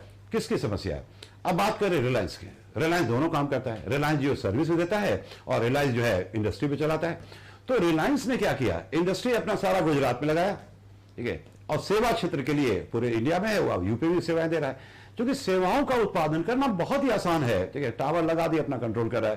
ठीक है, क्योंकि बहुत ज्यादा होमवर्क हमें करना पड़ता है टू प्रमोट इंडस्ट्री, और आज भी जो है उस तरह की समस्या है, बहुत समस्या है। तो जब तक आप देखें लेबर मार्केट रिफॉर्म की बात करें, ठीक है, वो अभी हो रहा है, बहुत से स्टेट जो है वहां सक्सेसफुल है, बहुत से फेल है, तो स्टेट लेवल पे काम होगा। मैं आपको थोड़ा आंकड़ा दे रहा हूं। 1991 में भारत ने एफडीआई को मंजूरी दी। पिछले 29 साल में हमने देखा विदेशी कंपनियां भारत आ रही है, पूरी दुनिया कंपनियां आ चुकी है। ठीक है, लेकिन पिछले 29 साल में जितना भी भारत में एफडीआई हुआ है वो सिर्फ 7 राज्यों तक ही सीमित रह गया, सिर्फ 7 राज्यों तक। ठीक है, और ये वही 7 राज्य हैं जो पहले से ही बहुत आगे। कोई भी कंपनी यूपी नहीं जा रहा है, कोई भी कंपनी बिहार नहीं जा रहा है। किसकी विफलता है? केंद्र सरकार या राज्य सरकार? तो राज्य सरकार। ठीक है, केंद्र सरकार ने बनानी क्या है? केंद्र सरकार का कहना है कि ठीक है आपके ऊपर सब कुछ है, आप अपने राज्य के माहौल को उत्पादन के अनुकूल बनाए, वो खुद ब खुद आएंगे। क्या यूपी में टैलेंट की कमी है? नहीं। क्या यूपी में रॉ मटेरियल नहीं है? बिल्कुल है। क्या यूपी में युवा नहीं है काम करने के लिए? सब लोग हैं, लेकिन वो नहीं जा रहे। ठीक है, और विदेशी कंपनी तो छोड़ दो, भारत की भी जितनी बड़ी बड़ी कंपनियां हैं उन्होंने भी अपना सारा व्यापार जो है इस 7 राज्यों में क्या किया है? सीमित कर लिया है। ये राज्यों की विफलता है। मैं आपको 1-2 उदाहरण दे रहा हूं। देखिए, भारत की एक कंपनी है बहुत बड़ी, टाटा। ठीक है, तो टाटा में काम करना और सरकारी नौकरी, ठीक है, दोनों में ज्यादा अंतर नहीं है, कोई अंतर नहीं है, अगर आपको ऊपरी कमाई की इच्छा ना हो तो। ठीक है, तो टाटा में जो लोग काम करते हैं बहुत ही कंफर्टेबल है। तो टाटा की कंपनी जो है, टाटा ग्रुप ने एक जगह है वेस्ट बंगाल में, सिंगूर। तो सिंगूर में उन्होंने कार बनाने का फैक्ट्री लगाया, नैनो कार। अब कार बनाने की जो फैक्ट्री होगी कितनी बड़ी होगी समझ में आ रहा है। ठीक है, बहुत इन्वेस्टमेंट और काफी टाइम लगता है। और वो जो है बिल्कुल अब तैयार हो गया था, उत्पादन के लिए अब तैयार था। लेकिन तभी वहां पे समस्या हो गया, भूमि अधिग्रहण को लेकर, लैंड एक्विजिशन को लेकर के बहुत खून खराब हुआ, और अंत में टाटा को क्या करना पड़ा? सिंगूर से अपने फैक्ट्री को मूव करना पड़ा। वो कहां चले गए? गुजरात चले गए। टाटा को तकरीबन 1 साल लगा अपने फैक्ट्री को शिफ्ट करने में। किसकी विफलता आई है? स्वाभाविक है। ठीक है, वेस्ट बंगाल सरकार की। एक बड़ी company steel making, POSCO Orissa में गई, ऐसे कुछ मामला फंस गया, मैटर कोर्ट में चला गया। और आपको तो पता ही है कि भारतीय कोर्ट में गया तो गया, वहां कोई जीतता नहीं है। आपको लगता है कि कोई कंपनी दोबारा उड़ीसा में जाएगी? वेस्ट बंगाल में सारे इंडस्ट्री बंद हो गए, सारे इंडस्ट्री, जूट इंडस्ट्री, ठीक है, 5 से 6 हजार थे, सारे बंद हो गए। वेस्ट बंगाल में कोई काम नहीं होता है। तो ये किसकी विफलता है? राज्य सरकारों की। राज्य सरकार, केंद्र अपने हिस्से का काम कर रहा है, ये राज्यों की विफलता है। ये जो हमारे बैकवर्ड राज्य है, ठीक है, जैसे यूपी बिहार, तो यहां पे समस्या क्या है कि यहां के लोगों को, ठीक है, काम से कोई मतलब नहीं है। ठीक है, यहां काम नहीं होता है, सिर्फ और सिर्फ राजनीति होती है, सिर्फ और सिर्फ राजनीति होती है। और इस राज्य के जो लोग हैं, बुरा मत माना, मैं भी वहीं से हूं, इस राज्य के जो लोग हैं, ठीक है, इनके लिए भी प्रोडक्शन कोई इशू नहीं है। इनके लिए इशू है मंदिर कब बनेगा। ठीक है, धर्म, जातिवाद, ठीक है, ये वाद वो वाद, इससे कभी ये उलझ नहीं पाए। इनफैक्ट इनको इनमें उलझा दिया गया है। जब हम लोग पूरे इंडिया में घूमते हैं, जब किसी किसी स्टेट में जाते हैं, तो फील होता है कि रियली इंडिया बहुत डेवलप कर चुका है, बहुत आगे जा चुका है। लेकिन जब हम वापस अपने राज्य में आते हैं तो देखते हैं कि कुछ भी नहीं बदला, आज भी हालात वही के वही है। तो केंद्र और राज्य की बात करें, ठीक है, तो केंद्र सरकार का जितना योगदान है, राज्य सरकारें ब्लेम करती है केंद्र को कि पक्षपात हो रहा है, हमें फंड नहीं मिलता है, एक्सवाइजेड।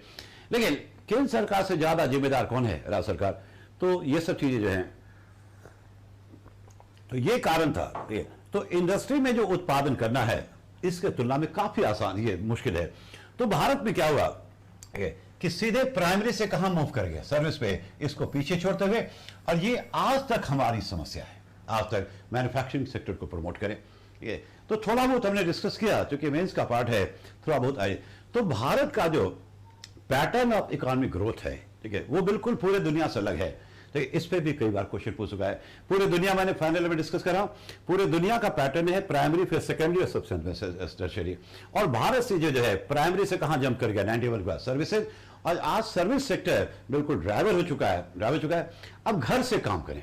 अब बात करें लॉकडाउन की, ठीक है, तो लॉकडाउन में ज्यादा कौन सफर किया, इंडस्ट्री या सर्विस सेक्टर? फिर इंडस्ट्री सफर कर रहा है। घर से काम करें, किस सेक्टर में आएगा? घर से मैं काम कर रहा हूं, किस सेक्टर में आएगा? Service sector. तो मेरे पर नहीं फर्क पड़ा, ठीक है, आपके पर नहीं फर्क पड़ा, लेकिन इंडस्ट्री सारे बंद हो गए, ठीक है। तो ये सब चीजें जब उस टॉपिक पे जाओगे तब मैं बहुत से उदाहरण समझाऊंगा। आई होप कि आपका नाम बड़ा अजीब सा है, यूपीएससी। आई होप कि थोड़ा बहुत आपके समझ में आ रहा होगा, ठीक है। तो बिल्कुल मुझे आपका क्वेश्चन भी चाहिए, आपका कमेंट भी चाहिए, आप मेरे साथ इंटरेक्ट करेंगे, ठीक है। यस, ठीक है। तो फिर से आ जाए हम लोग, ठीक है, फिर से आ जाए। यानी हम लोग बात कर रहे हैं शहर, ठीक है।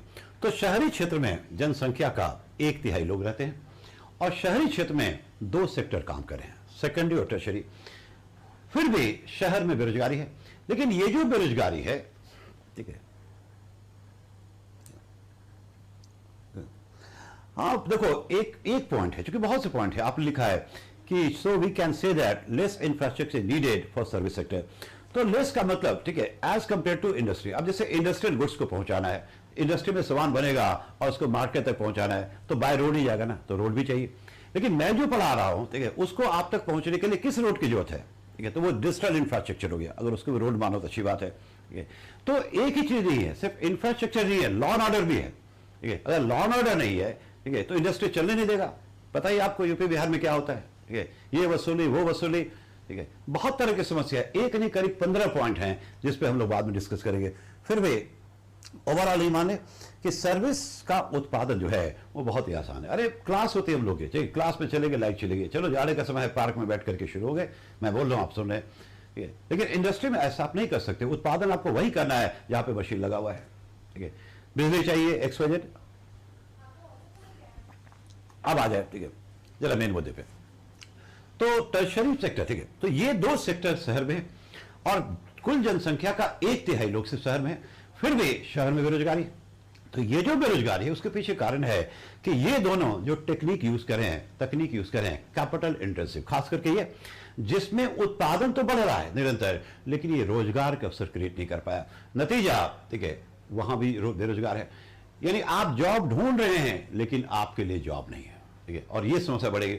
और देखो, सुनने में बड़ा बुरा लगता है, हकीकत ये है कि आपको कंप्यूटर भी चाहिए और आपको जॉब भी चाहिए। दोनों कैसे संभव है?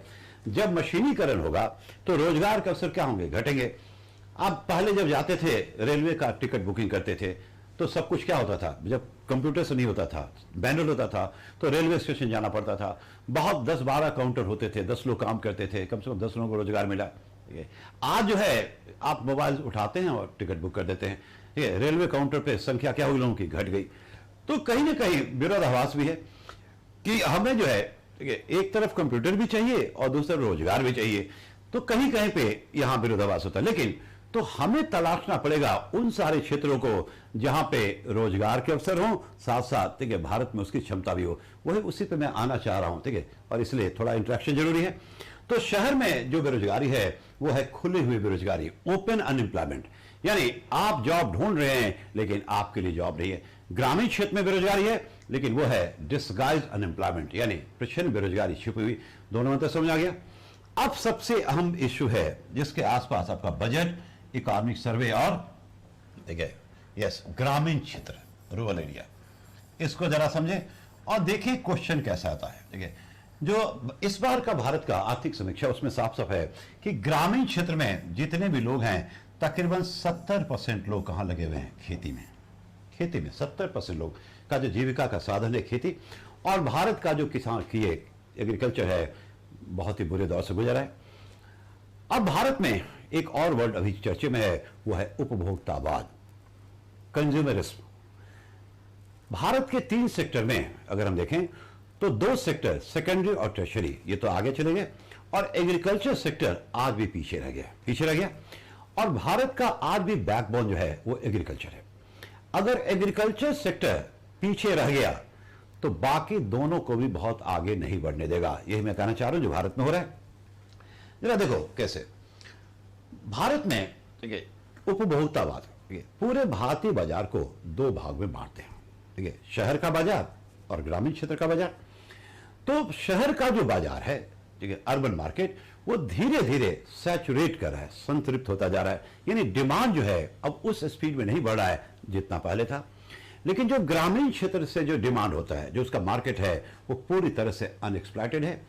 और जो सेकेंडरी और टर्शरी सेक्टर के उत्पादक हैं, अब उनकी निर्भरता जो है ग्रामीण क्षेत्र पे दिन पर दिन क्या हो रही है, बढ़ती जा रही है।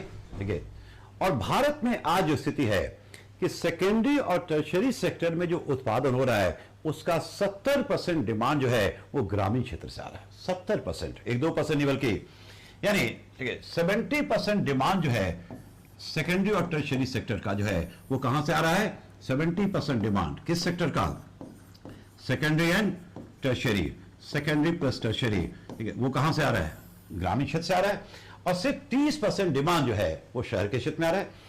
इसका मतलब जो सेकेंडरी और टर्शरी सेक्टर है, इन दोनों की निर्भरता ग्रामीण क्षेत्र में बढ़ती जा रही है। और ग्रामीण क्षेत्र में आज भी लोगों के लिए आय का जो मेन स्रोत है एग्रीकल्चर।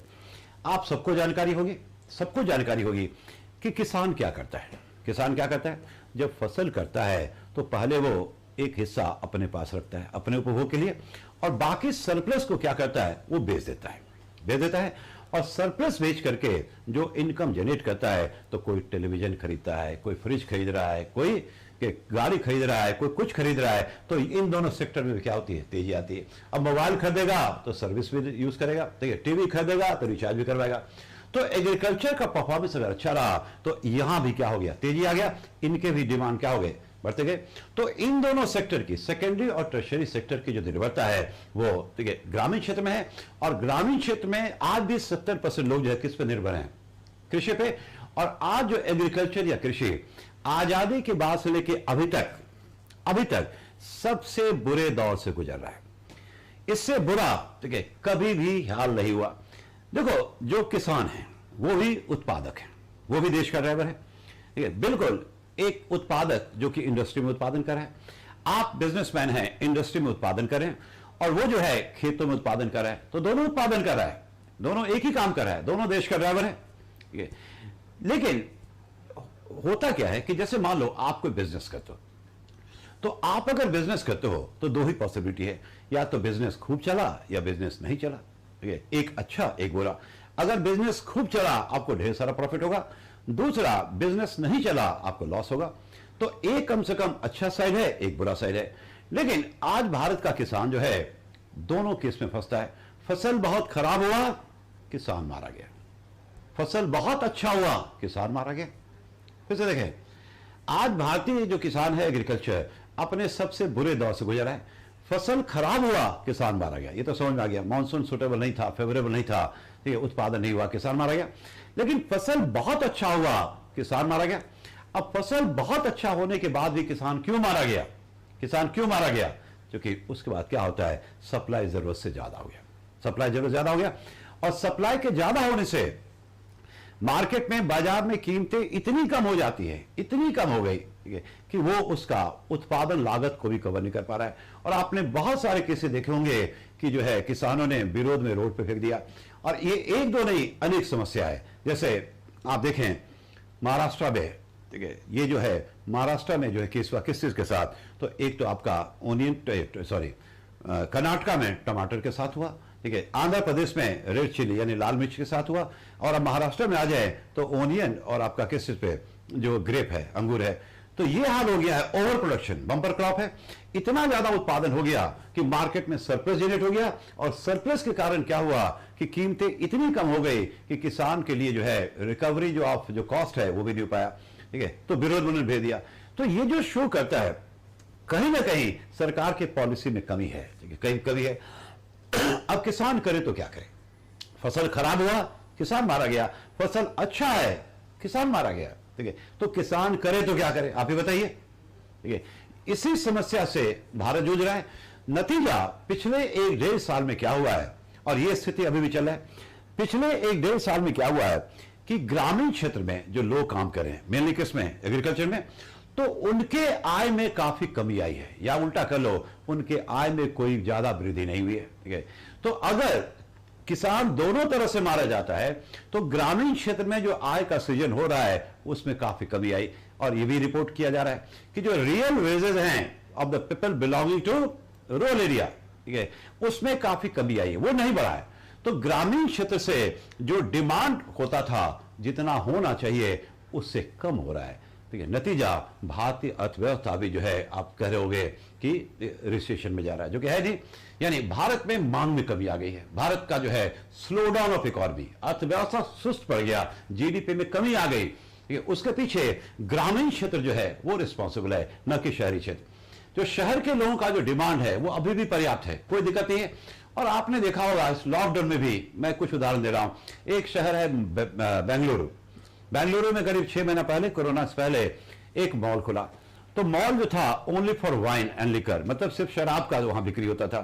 ठीक है, तो पहले दिन उस मॉल का कुल जो बिक्री था, सेल जो था, वो था 4.5 करोड़, 4.5 करोड़।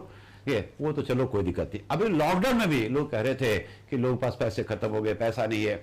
और आपने देखा होगा जो शराब की दुकान है वो सारी बंद थी, फिर सरकार ने बाद में खोला अपने इनकम को बढ़ाने के लिए। तो दिल्ली की बात करें, आपने न्यूज में देखा होगा 2-2 किलोमीटर लाइन थी लंबी। दिल्ली सरकार ने क्या किया कि कोरोना टैक्स लगा दिया 70%, यानी 100 रुपए का अगर सामान है तो अब आपको 170 रुपए देना पड़ेगा। मांग में कोई कमी नहीं है। ठीक है, एक व्यक्ति जो है 1-1 लाख रुपए का सामान लेकर के जा रहा है। ठीक है, तो अर्बन एरिया जो शहरी क्षेत्र है वहां पे डिमांड में कोई कमी नहीं है। ठीक है, यस, रुक गया है, सैचुरेट कर गया है। जो मेजर समस्या है वो ग्रामीण क्षेत्र, ग्रामीण क्षेत्र।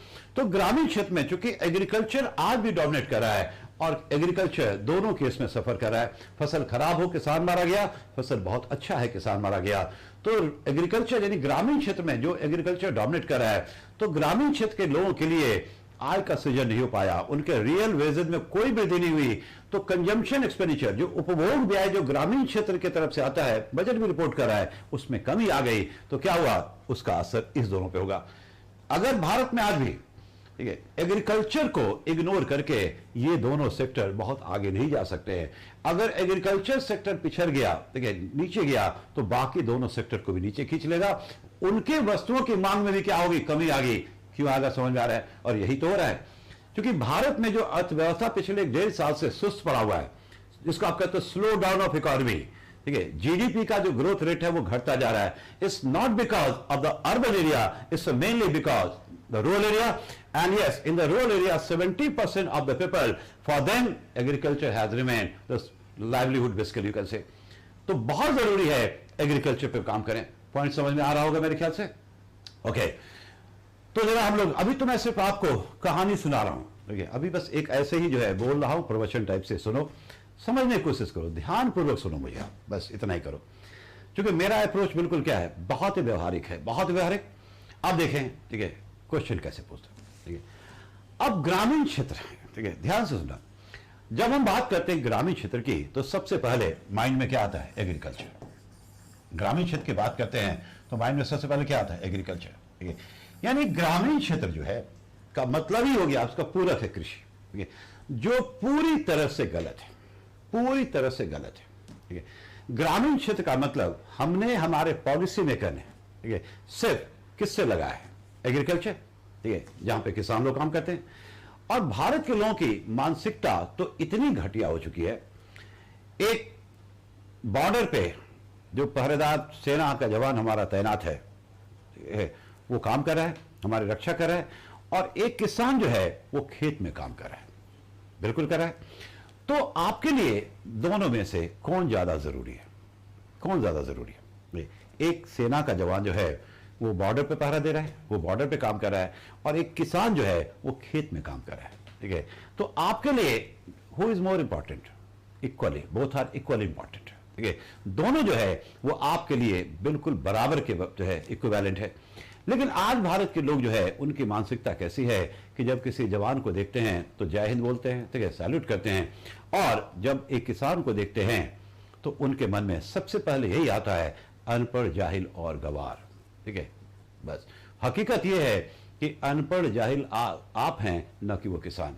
वो भी उतना ही रिस्पेक्टेड है जितना कि बॉर्डर पे काम करने वाला जवान, ठीक है। लेकिन हालात जो है, आज जो स्थिति है कि जो हमारा किसान है वो भूखे मर रहा है, ठीक है, दोनों केस में मारा गया।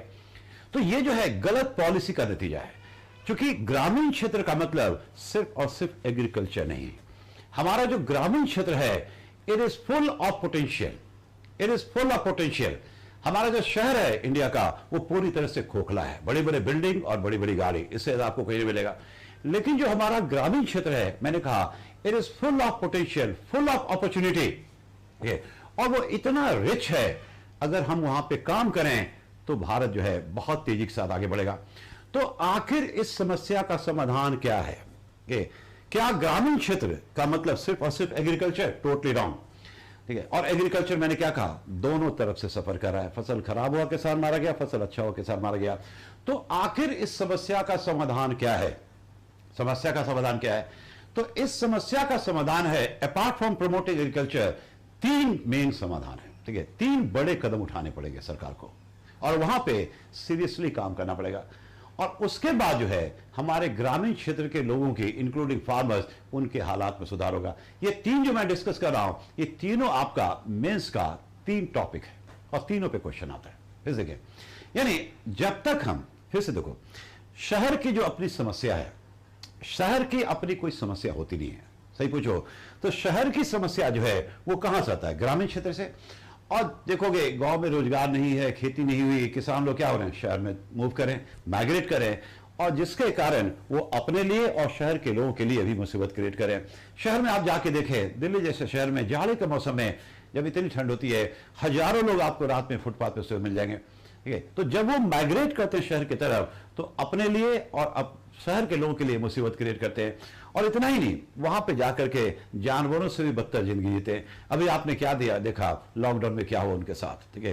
देख करके बहुत गुस्सा भी आया, बहुत तरस भी आया कि आज भी जो है बड़े बड़े दावों करने के बाद भी हकीकत जो है ग्राउंड लेवल पे हम आज भी फेल है पूरी तरह से। लार्ज स्केल पे रिवर्स माइग्रेशन हुआ, लोग हजारों किलोमीटर पैदल चले, सब आपने देखा ही होगा, ठीक है। तो खैर, तो बात करें हम लोग, तो शहर की अपनी कोई समस्या होती नहीं है, शहर खोखला है।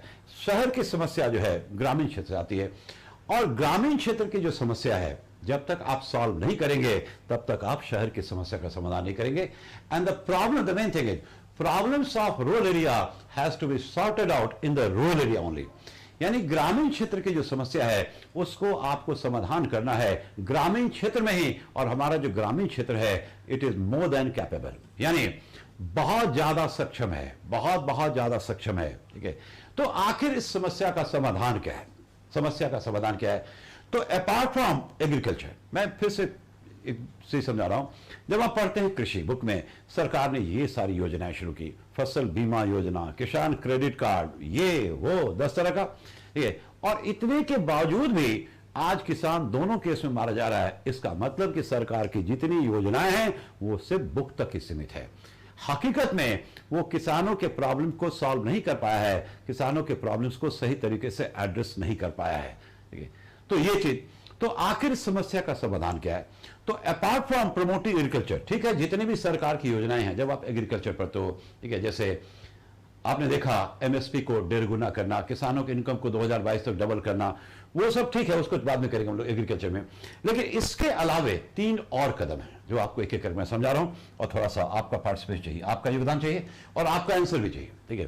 तो 3 बड़े पावरफुल है, 1, 2 और 3। अगर इस 3 पे हम काम करें, इससे क्या होगा कि न सिर्फ किसान बल्कि ग्रामीण क्षेत्र के जो लोग हैं उनके हालात में जबरदस्त सुधार होगा, जबरदस्त सुधार होगा। ये गलत सोच है हमारी कि ग्रामीण क्षेत्र का मतलब सिर्फ और सिर्फ एग्रीकल्चर, एग्रीकल्चर, इससे टोटली रहा। हमारा तो ग्रामीण क्षेत्र जो है it is full of potential, full of potential, ठीक है। एक एक करके देखें तो सबसे पहले इस पे है पहला, ठीक है, इन दोनों को छोड़ दो।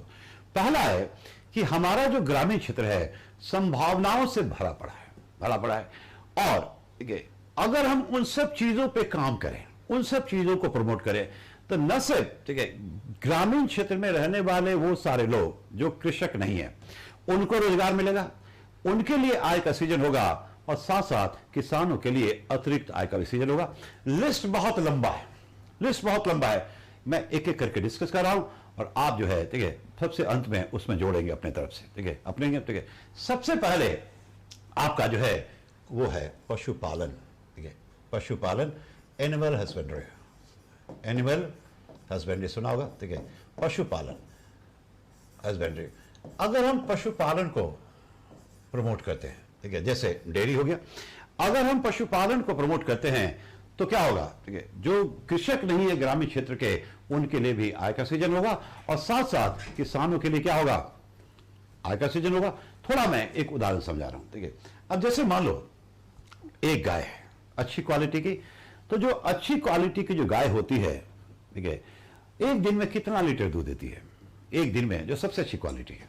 अब यहां पे मैं पूरी तरह कंफ्यूज हूं क्योंकि अलग अलग बच्चे बताते हैं, ठीक है, एक तो मुझे बता के 60 लीटर, ठीक है, मुझे मैं श्योर नहीं हूं 60 लीटर, ठीक है, तो मान लो कुछ रख लो, सबसे बढ़िया 20 लीटर रख लो, 20 लीटर हो सकता है मैं ज्यादा बोल रहा हूं, ज्यादा हो तो अपना कम कर लेना, ठीक है, ठीक है। तो एक जो है गाय जो है वो 20 लीटर दूध देती है।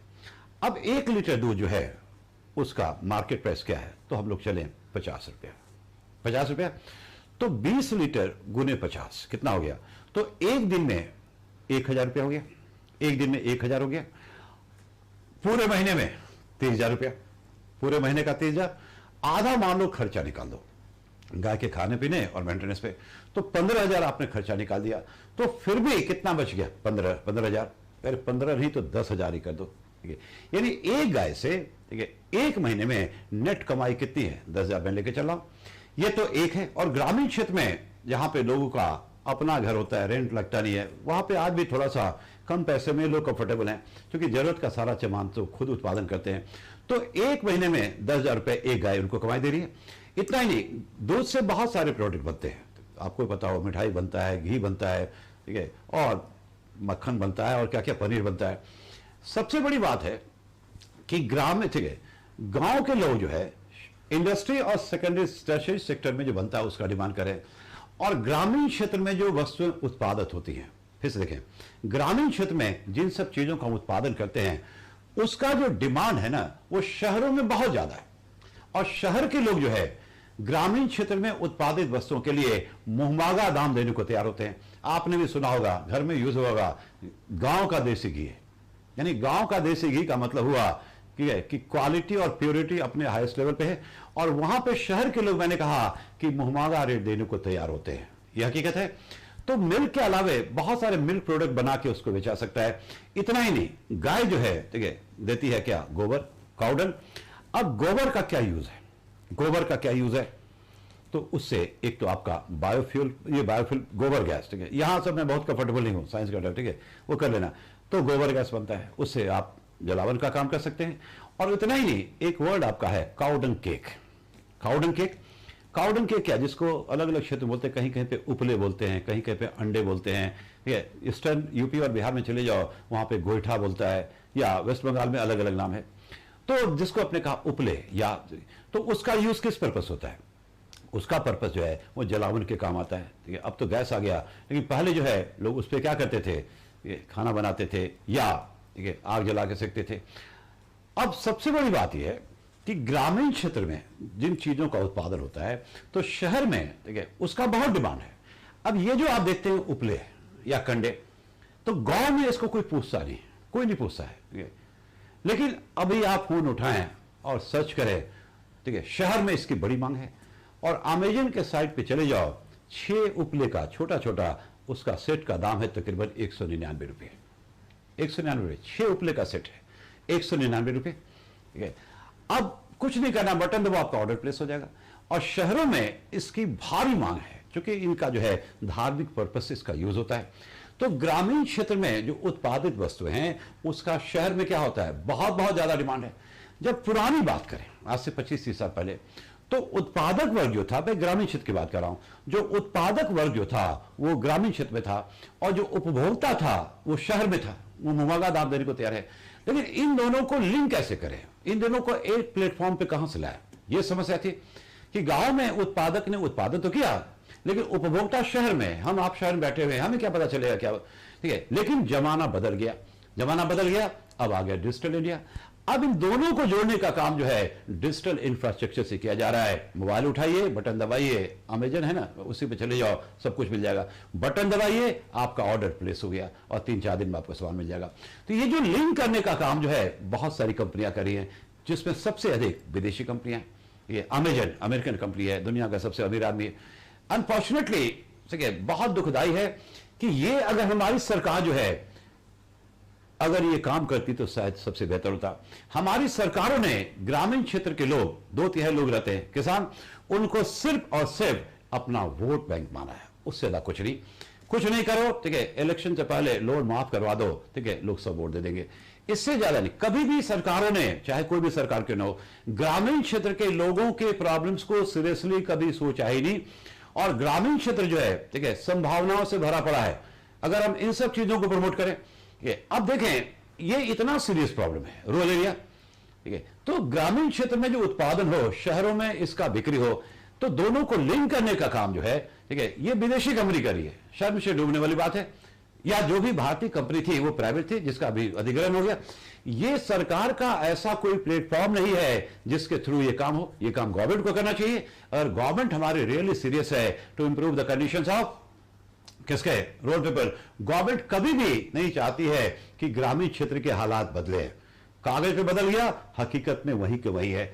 हकीकत आप देख सकते हैं, किसान करे तो क्या करे, लेकिन अब लिमिट क्रॉस करा है। क्योंकि ग्रामीण क्षेत्र में जो स्थिति खराब है, तो उसका असर अब बाकी दोनों पे, सेकेंडरी और टर्शियरी पे पड़ रहा है। इनके वस्तु और सेवाओं की डिमांड में भारी गिरावट हुई है, नतीजा पूरा इकोनॉमी सोल्व है। तो खैर मैं डिस्कस कर रहा हूं पहला, तो हमारा जो ग्रामीण क्षेत्र है, ग्रामीण क्षेत्र का मतलब जो है सिर्फ और सिर्फ कृषि नहीं है, कृषि एक है। इसके अलावे हमारा ग्रामीण क्षेत्र जो है संभावनाओं से भरा पड़ा है। जैसे पहला हमने डिस्कस किया, पशुपालन। पशुपालन, आई होप कि आप सब समझ पा रहे हैं। पशुपालन को अगर हम प्रमोट करें तो क्या हालात सुधरेंगे। एक गाय से मैंने कहा कि मंथली कम से कम 10,000 रुपया कमा लेगा वो, ठीक है, 10 और बाकी चीज बेच करके 15,000 कमा लेगा। अगर 2, 4, 5 गाय अगर एक घर में हो तो आराम से जो है पैसा कमा लेगा, ठीक है। तो आई होप कि समझ में आ रहा है। अब देखो, मैं एक क्वेश्चन पूछता हूं, इस पे आपको लिखना है। क्वेश्चन का लाइन है, हमारा जो ग्रामीण क्षेत्र है, ठीक है, ग्रामीण क्षेत्र, rural economy of India, Bharat का जो ग्रामीण क्षेत्र है का मतलब सिर्फ और सिर्फ कृषि नहीं, यानी भारत के ग्रामीण क्षेत्र में कृषि ही एकमात्र एक विकल्प नहीं है। हमारा ग्रामीण क्षेत्र संभावनाओं से भरा पड़ा हुआ है। इस संदर्भ में पशुपालन के योगदान को डिस्कस करें। फिर से देखें, इस संदर्भ में पशुपालन की भूमिका को क्या करें, जो भी कहो, ठीक है, उस पर आपको डिस्कस करना है। क्वेश्चन फिर से देखें, ठीक है, हमारा जो ग्रामीण क्षेत्र है, ग्रामीण क्षेत्र का मतलब सिर्फ और सिर्फ कृषि से नहीं है। कृषि ग्रामीण क्षेत्र का एकमात्र विकल्प नहीं है। हमारा जो ग्रामीण क्षेत्र है वो संभावनाओं से भरा पड़ा है, और इस संदर्भ में पशुपालन, एनिमल हस्बेंड्री की भूमिका की चर्चा करें। यह क्वेश्चन है। आई होप कि आप क्वेश्चन समझ पा रहे हैं।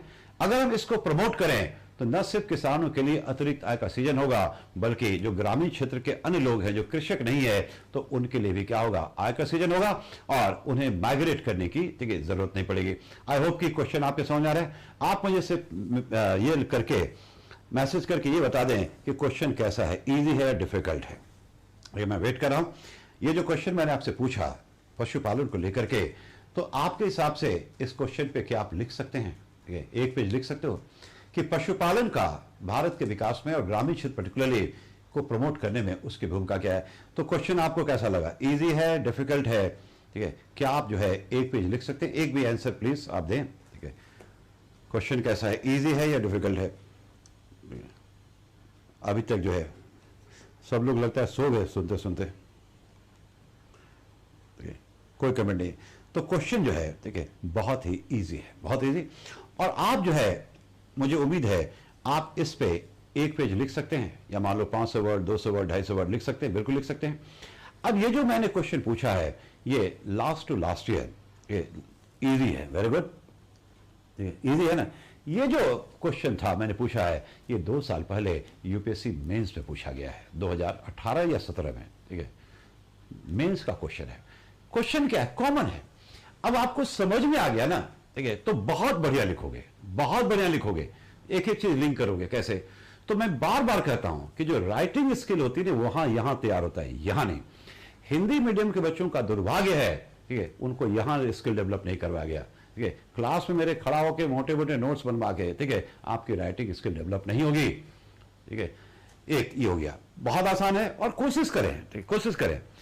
अगला मैं आपसे क्वेश्चन पूछ रहा हूं, अगला है आपका, ठीक है, इसको बोलते हैं इंटीग्रेटेड फार्मिंग, एकीकृत खेती, इंटीग्रेटेड फार्मिंग यानी एकीकृत। इसमें क्या होता है कि खेती और पशुपालन दोनों एक दूसरे के कॉम्प्लीमेंट्री हो जाते हैं, यानी पूरक हो जाते हैं। फिर से देखें, इंटीग्रेटेड फार्मिंग यानी जो पशुपालन है और जो खेती है दोनों एक दूसरे के पूरक हो जाते हैं। जैसे देखो, जो खेतों का जो बचा हुआ वेस्ट है, वो इन पशुओं के लिए क्या हो गया, चारा हो गया, और इन जो पशु हैं इनका जो वेस्ट है वो खेती के लिए क्या हो गया, खाद हो गया। समझ पा रहे हैं आप? फिर से देखें, एकीकृत खेती, इंटीग्रेटेड फार्मिंग, ठीक है, इसको हम प्रमोट करने की बात करें, जिसमें एग्रीकल्चर, फार्मिंग और पशुपालन दोनों एक दूसरे के पूरक होते हैं, यानी खेती और पशुपालन दोनों एक दूसरे के पूरक होते हैं, ठीक है। आप मुझसे बेहतर जानते हो, आपको अगर भारत के गांव का आइडिया है तो आपको इस सब्जेक्ट में कोई दिक्कत नहीं होगा। शहर में कुछ नहीं है, शहर खोखला है, ना पढ़ने के लिए ना घूमने के लिए, ठीक है। तो आप कितना व्यवहारिक हो, आप अपने सराउंडिंग को देखते हो। ऐसा कुछ भी मैं नहीं पढ़ाऊंगा, ऐसा यूपीएससी में कुछ भी नहीं पूछता है जो आपको पहले से नहीं पता हो, ठीक है। बस सिर्फ आपका मेरे साथ संवाद होगा, चीजें क्लियर होगी। खैर, एकीकृत खेती, पशुपालन और कृषि एक दूसरे के पूरक है, ठीक है। अब जो है पशुओं का जो वेस्ट है, ठीक है, वो खेत के लिए क्या हो जाता है, खाद हो जाता है, और जो फसलों का वेस्ट है, ठीक है, फसलों का जो वेस्ट है ये इनके लिए क्या होता है, पशुओं के लिए क्या होता है, चारा हो जाता है। तो दोनों एक दूसरे को क्या करें, प्रमोट करें। तो अगर हम, ठीक है, सिर्फ खेती की बात करें या खेती को किसके साथ जोड़ दें, एनवायरमेंट, यानी दोनों एक दूसरे के पूरक हो गए, तो इस चीज को हम प्रमोट करने की कोशिश करें, और इसको हम कहते हैं इंटीग्रेटेड फार्मिंग यानी एकीकृत खेती। अब आपको मुझे बताना है कि क्या ये जो एकीकृत खेती है, इंटीग्रेटेड फार्मिंग है, इससे जो है ग्रामीण क्षेत्र में लोगों को, पर्टिकुलरली किसानों को मदद मिलेगी, हाँ या ना? तो मुझे जवाब आपको पता है, आंसर आपका होगा हाँ। और ये जो क्वेश्चन है जो मैं पूछ रहा हूं आपसे, ये 2019 में इसका है, इंटीग्रेटेड फार्मिंग, ठीक है, इसका क्या योगदान हो सकता है ग्रामीण क्षेत्र में, एकीकृत खेती का ये क्या है, और इसका ग्रामीण क्षेत्र को सुधारने में क्या योगदान हो सकता है, ये क्वेश्चन था, ठीक है। तो मेरे ख्याल से इसका भी जवाब आप लिख सकते हैं, ठीक है। ये लिस्ट बहुत बड़ा है, तो पहला कौन सा था, पहला था पशुपालन, दूसरा आपका इंटीग्रेटेड फार्मिंग, तीसरा जो है मुर्गी पालन, ले लो मुर्गी पालन, ठीक है। तो मुर्गी पालन में कमाई है, आप लोग बेहतर जानते होंगे। मुर्गी पालन भी कई तरह का होता है, ठीक है, एक होता है ये मीट के लिए, एक होता है अंडे के लिए। खैर, तो मुर्गी पालन तीसरा हो गया, उसको आप प्रमोट कर सकते हैं। तो मुर्गी पालन में कमाई है कि नहीं, ये मैं पूछ रहा हूं, ठीक है, मैंने कभी पाला नहीं, तो मुर्गी पालन में कमाई होगी, बिल्कुल है। चौथा एप्लीकेशन लिखते चले जाए, इन सब चीजों को प्रमोट करना है, और सारे ये जो है, सारी जो है चीजों को हम सिर्फ ग्रामीण क्षेत्र में प्रमोट इजीली कर सकते हैं। शहर में जगह कहां है, लोगों का रहने के लिए जगह नहीं है, शहर में तो बड़ी मुश्किल है, ठीक है। तो तीसरा है मुर्गी पालन, चौथा है मधुमक्खी पालन, क्या उससे कमाई है, बिल्कुल कमाई है। अब इन सब चीजों की तरफ भारत के लोग अब ज्यादा रुझान ज्यादा है, देख रहे हैं ना, कि जो हमारा देसी है, जो शुरू से चला रहा है आयुर्वेद जो है। खैर, तो बात करें मधुमक्खी पालन, शहरों में मैं देखता हूं कि जो बड़ी बड़ी कंपनियां हैं शहद में चीनी मिला मिला करके बेच रहे हैं, खूब कमा रहे हैं, खूब कमा रहे हैं। और गांव का जो प्योर शहद जब आएगा तो यहां पे शहर के लोग जो है मुहमागा दाम देने को तैयार है, ठीक है। तो मधुमक्खी पालन को प्रमोट करके हम क्या कर सकते हैं, अपना इनकम जनरेट कर सकते हैं। ठीक है, तो ये चौथा, लिखने के लिए जगह नहीं है, एक एक करके आप लिखे। चौथा ठीक है मधुमक्खी पालन। पांचवा देखें, ठीक है हॉर्टिकल्चर एंड फ्लोरिकल्चर, ठीक है फूल और बागवानी इसको बोलते हो, ठीक है बहुत स्कोप है। तो यहां तो चलो थोड़ा बहुत सही है, थोड़ा बहुत सही है। जैसे हम फलों की बात करें पहले, तो फल का हर एक ठीक है फल का अपना मौसम होता है और हर एक जगह का अपना अपना क्लाइमेट है, तो वहां तो कामयाबी मिली है, ठीक है। अब जैसे यूपी में चले जाओ तो एक जगह है मलिहाबाद, लखनऊ के पास में, तो उसका जो आम है बहुत ही फेमस है। आम तो सीजनल है, तो उसका निर्यात भी होता है। हर एक भारत में, ठीक है हर एक राज्य में, बहुत से राज्य हैं जहां पे अलग अलग किस्म का क्या होता है, आम का फसल होता है। तो पूरे दुनिया में सबसे ज्यादा आम का उत्पादन भारत में होता है, तकरीबन 54%, आधे से ज्यादा। तो भारतीय आमों की जो मांग है वो पूरे दुनिया में है, पूरे दुनिया में निर्यात होता है। तो हम उस पर काम करें, लेकिन वहां भी समस्या है। भारत के लोग पता ही आपको, ठीक है बड़े लालची आदमी, तो क्या करते हैं कच्चा आम को ही तोड़ करके और उस पर वो क्या करते हैं पाउडर डाल के ना, पाउडर डाल के उसको तुरंत पका दिया, ठीक है और बेच रहे हैं लोग, ठीक है। तो भारत के जो लोग होते हैं ना वो उतना माइंड नहीं करते हैं कि खुद पका है या पकाया गया, कुछ को छोड़ के। लेकिन जो विकसित देशों के लोग हैं क्वालिटी में कंप्रोमाइज नहीं कर सकते। ये 4 साल पुरानी बात है। ये यूरोपियन संघ को, यूरोपियन यूनियन को जो भारत से निर्यात किया आम का, तो पता चला कि वो पाउडर क्या बोलते हैं कार्बाइड डाल करके इसको पका दिया है। तो उन्होंने जो है रिजेक्ट कर दिया और 3 साल के लिए भारतीय आम पे जो है बैन लगा दिया और 3 साल तक सरकार जो है नाक रगड़ते रह गई, लेकिन बैन को खत्म नहीं किया। ये तो हाल है। तो खैर अब थोड़ा सुधर गए लोग। तो चलो ये तो ठीक है, फलों का तो अच्छा है व्यापार, ठीक है अच्छा परफॉर्मेंस है। फूलों की बात करें, अब भारत में एक नया कल्चर आ रहा है फूलों का। फूलों की खेती बहुत ही फायदेमंद है। शहरों में मैं देखता हूं कि शहर में लोग बदल रहे हैं। पुराने समय में मैं देखता था कि शहर में जब 2 लोग मिलते थे तो आपस में गिफ्ट शेयर करते थे, गिफ्ट का जमाना गया। अब जब 2 लोग मिलते हैं दोनों एक दूसरे को फूल थमा देते हैं। तो शहरों में फूल की मांग बहुत तेजी से बढ़ी है और कुछ खास अवसरों पे तो फूल की तो जबरदस्त किल्लत हो जाती है, ठीक है ये सब चीज आप खुद समझते हैं, ठीक है। तो इनकी यानी हॉर्टिकल्चर एंड फ्लोरिकल्चर, फूलों की खेती बागवानी, इसको प्रमोट करिए। सारे स्कोप कहां हैं, ये सारे आपके ग्रामीण क्षेत्र में है। ये आपका हो गया 5वां, ये आपका हो गया 5वां। छठा क्या है देखें, ये लिस्ट बढ़ता जा रहा है, ठीक है फिर से मैं रिपीट कर दूं 5 हमने क्या पढ़ा। पहला पशुपालन, फिर इंटीग्रेटेड फार्मिंग, तीसरा आपका क्या था मुर्गी पालन, चौथा क्या था मधुमक्खी पालन, 5वां क्या था हॉर्टिकल्चर फ्लोरिकल्चर। अब आ जाए मत्स्य पालन, मछली पालन, ठीक है। तो मछली की बात करें, ठीक है इसका बहुत बहुत पोटेंशियल है। थोड़ा सा इसको और डिटेल में जाओ। मत्स्य पालन की बात करें तो भारत में, जैसे भारत का निचला वाला साइड है, ठीक है तो 3 तरफ से समुद्र से घिरा हुआ है।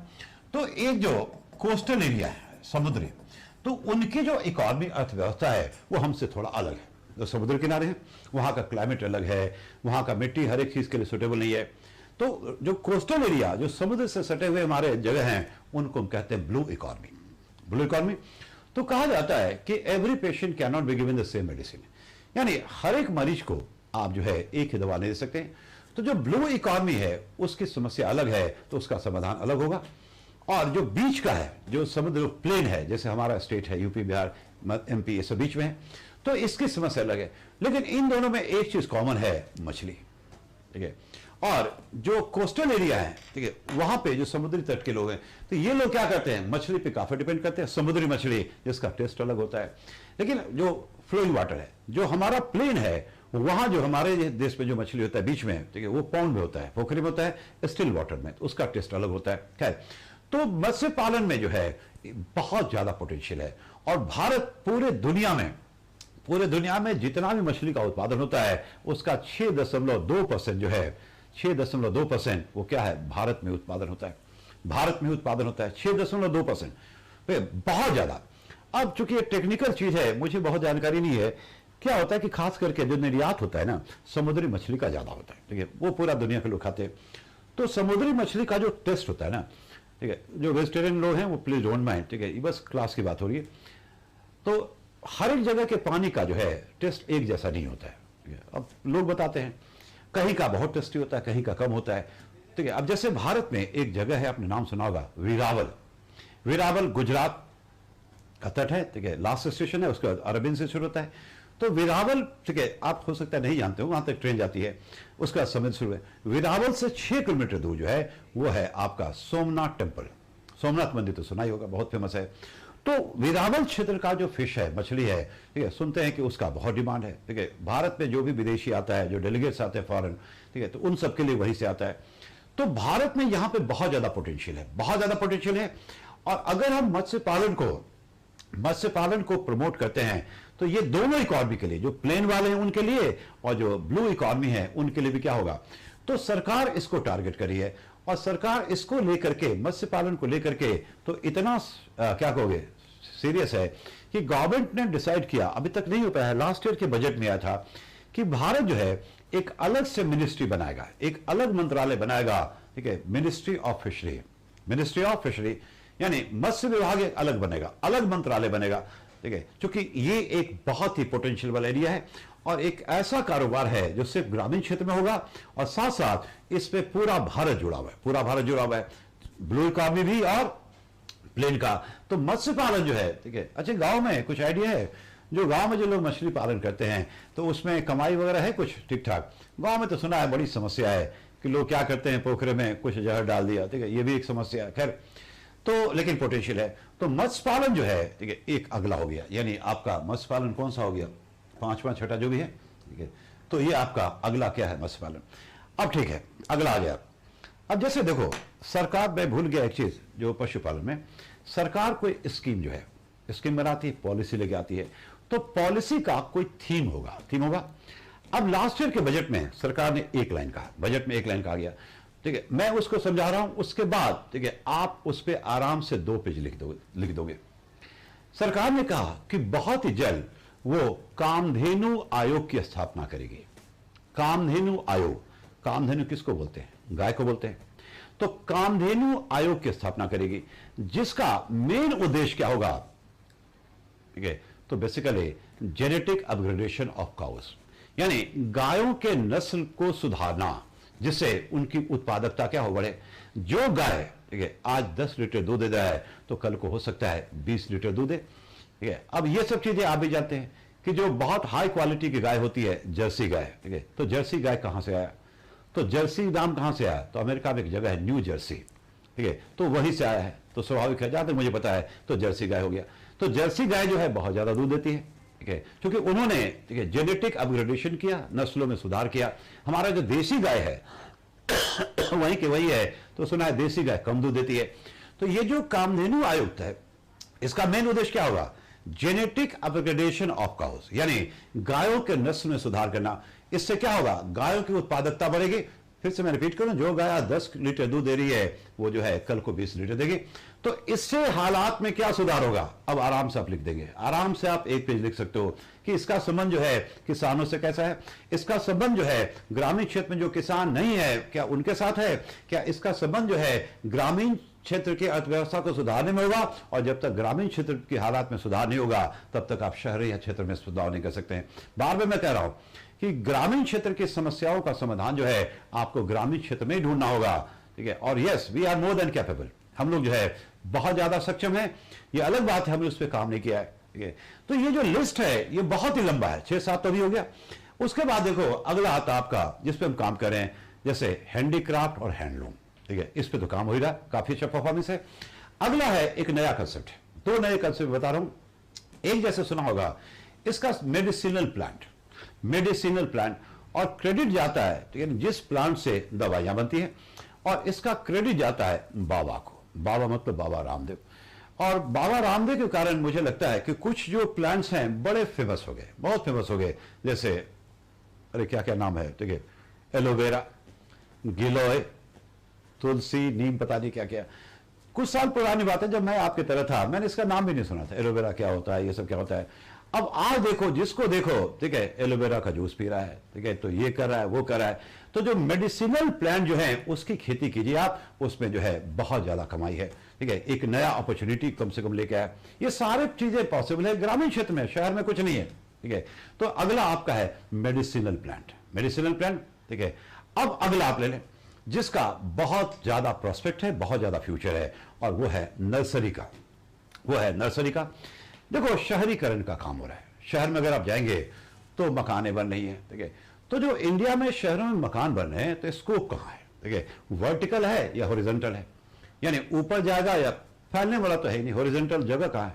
तो देखोगे शहर में बड़े बड़े बिल्डिंग बन रहे हैं और बिल्डिंग की ऊंचाई बढ़ती जा रही है, 20 मंजिल 25 मंजिल अब 40 मंजिल बन रहा है। हर एक व्यक्ति प्रकृति के आसपास रहना चाहता है। तो जो पेड़ पौधे होते हैं वो जमीन पे उगते हैं, तो बहुत अगर ऊंचा जाएगा तो दूसरी या तीसरी मंजिल तक जाएगा, बस उसका नहीं। तो शहर में मैंने देखा है कि जो बिल्डिंग है बड़े बड़े, तो वहां पे गमले का कल्चर है। देखिए लोग हर एक फ्लोर पे बहुत सारे गमले लगाए गए हैं, लोग अपने बालकनी में गमले लगाते हैं। देखिए और अच्छा भी है, अब तो हमारा इंडोर प्लांट भी आ गया है, यानी घर के भीतर रख सकते हैं बिना धूप के भी। तो इस सब प्रोडक्ट का बहुत बहुत डिमांड है और दिन पर दिन बढ़ता जा रहा है और अच्छी कमाई है। मुझे याद है एक प्लांट मैंने दिल्ली में खरीदा था, हमारे गांव में, ठीक है, रोड पे वो ऐसे उग जाता है, लोग उखाड़ करके फेंक देते हैं, कोई पूछता नहीं है। और वही प्लांट जो है दिल्ली में मैंने बार्गेनिंग के बाद 1100 रुपए में खरीदा था, 1100 रुपए में। तो नर्सरी का जो है, ठीक है, नर्सरी प्लांट का जो कंसेप्ट है, इसका फ्यूचर बहुत ही ब्राइट है। और चूंकि शहरीकरण का काम हो रहा है, ठीक है, आप देखो स्मार्ट सिटी का कंसेप्ट आ गया, बड़े बड़े बिल्डिंग बन रहे हैं और हर एक जगह, यहां तक अब तो देखोगे सरकारी ऑफिस भी अगर जाओगे तो वहां पे देखोगे गेट के पास जो है बड़े बड़े गमले लगे हुए हैं।